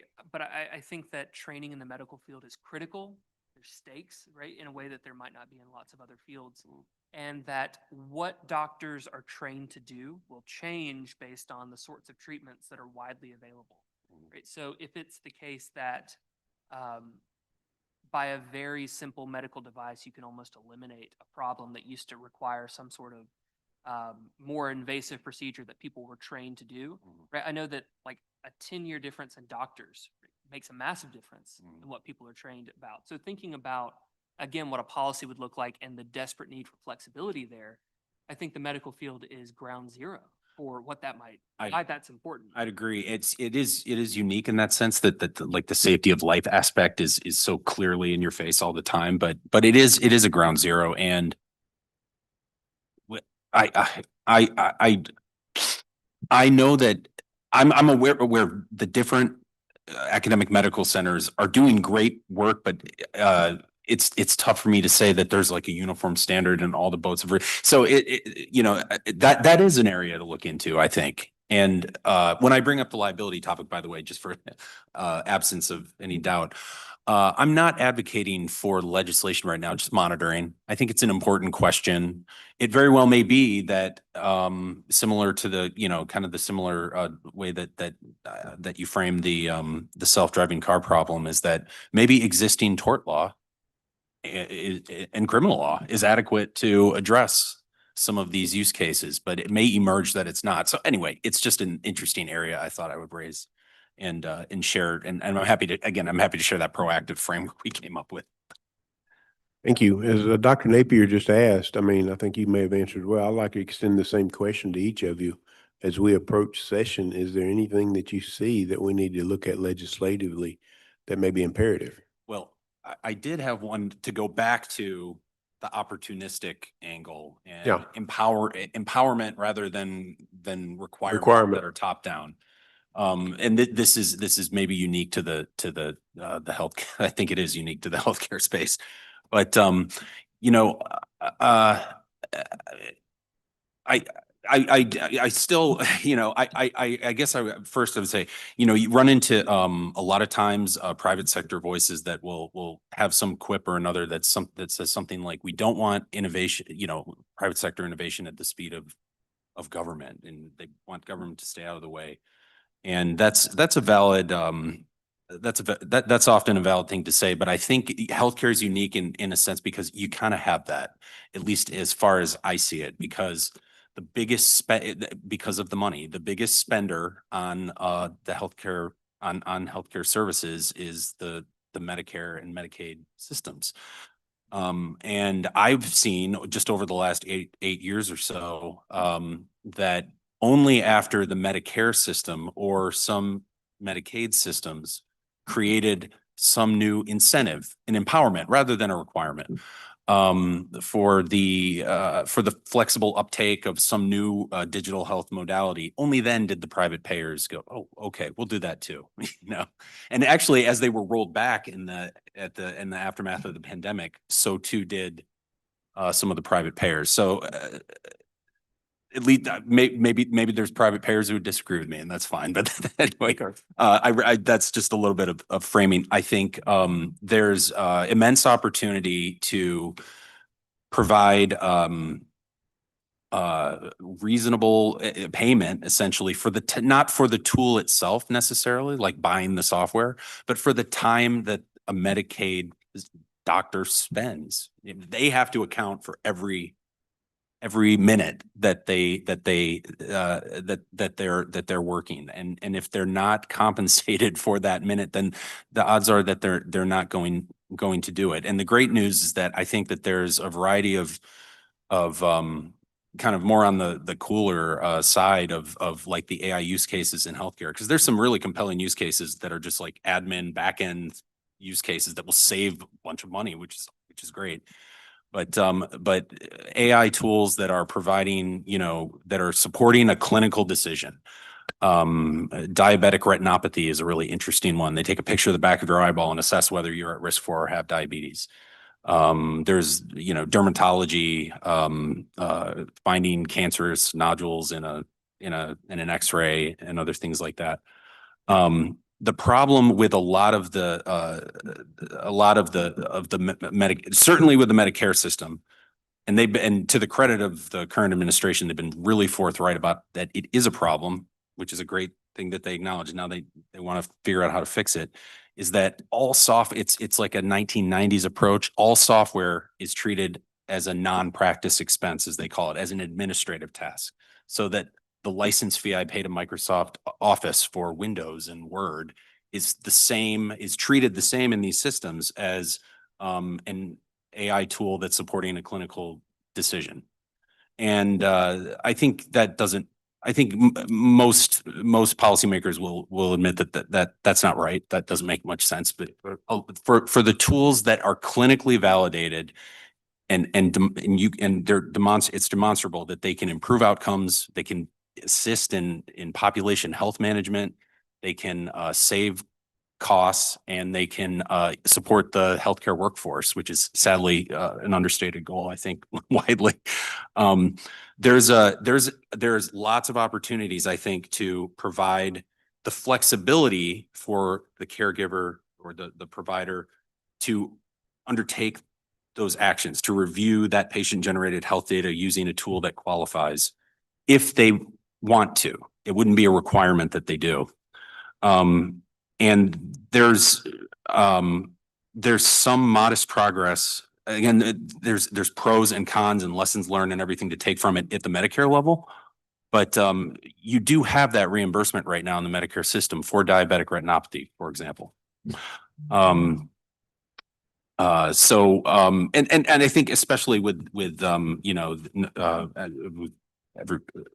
the budget, ongoing budget issues are always an immense concern. And could the use of these tools be a part of how rural health transformation program funds are spent? I hope so. That was something that I was hoping to jump in at some point there to talk about more of an empowerment rather than a requirement. It wouldn't be a mandate on all providers shall use this tool at this time or do something, but you have the flexibility to use this tool. And when it makes sense for a practice, they will do it, especially if it saves them money and they're able to get some reasonable compensation for treating, thank you, at-risk patients and Medicaid beneficiaries, et cetera. Thank you. Gentlemen? I'll be quick.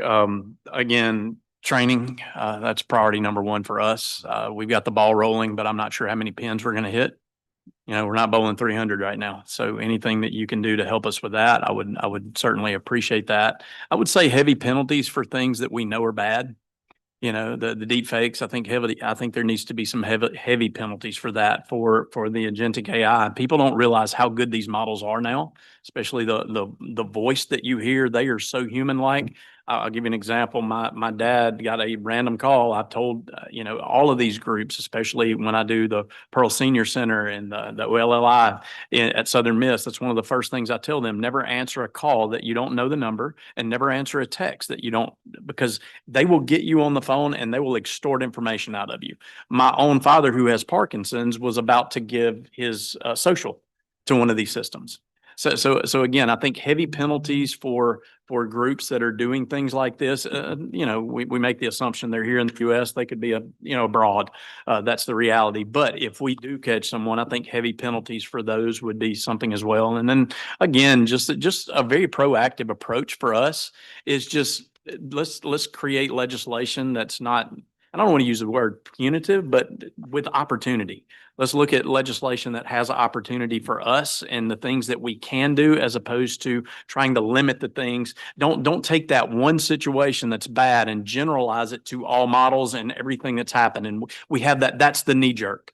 Stay away from knee jerk reactions. And just because again, if it bleeds, it reads, and we can't let the general populace dictate what's best, Right. In the end. So I would just say be very careful with the laws that you put in. Don't let those be knee-jerk reactions to one thing that's happened in a state that's 7 states away. That's not the way to make good policy. So really it's revolving around those items for us. Just if there's a way to help with training, hammer penalties on things that we know are bad or are going to continue to be bad, and then let's be proactive with anything that you put in instead of limiting what we can do. Thank you. Given everything we've said today, I'd kind of like to leave you with some sort of pithy, memorable soundbite, but we've covered so much stuff. I'm just going to stick with what I have been advocating, or I think I'm beyond advocate into evangelism now, but transparency, documentation, and responsible use have to be the cornerstone for what we're talking about in any context that we're talking about AI deployment. Well, great. Well, I think this has been a great 3.5 hours. We've taken it all. So we're very honored again that you guys have been here. A lot of information for us to digest. Our next meeting will be December the 11th, same chamber, same game. If you guys are around and want to come back, we'll definitely have you back. January 13th, we've tentatively set as a time for once session starts. We'll probably want to do something in and around with legislators, maybe to have them. Mr. Chisholm, you may or may not be invited back to that one, but that's kind of what's out there right now. We, as you know, we have a meal planned. If you're planning on going, will you raise your hand and let me know? I need to get a count. 1, 2, 3, 4, 5, 6, 7, 8, 9, 10. Okay, we're good. About 11, 12. Okay, I said 12 to 14. I think I nailed it. So that's good. If you don't know where it is, yeah, what she said. It's 4500 Interstate 55 North Frontage Road. It's in Highland Village across from Aplos. Thank you guys so much for coming. I truly mean that. And I appreciate your time today. It was a long day, but it went by fast. This is just an example. This is Georgia's task force. When they got finished with theirs last year, they put together and they had all of the speakers email them their PowerPoints. And so I've got Chris's PowerPoint, and I believe did you email it to him? Okay, I believe we have yours emailed. If you two will please send us whatever you would like, and we're gonna generate a report at the end of this task force. If you would like your information in it, that would be great. And I feel like praying us out of here. Lord, thank you for this day. What an awesome opportunity to get to sit and visit with these gentlemen, and thank you for giving them knowledge and understanding of such a complicated creation. And Lord, we know that there's nothing artificial about you. So help us to become more Christ-minded and give us wisdom, knowledge, understanding, counsel, and the Spirit of the Lord. And we just ask blessings upon each of us here today. Keep us safe as we travel home tonight. And thank you for all your many blessings in your perfect name. Amen. Y'all have a great one. Thank y'all so much. And thank you, Shelby. Oh, The cheese. yes. There you go.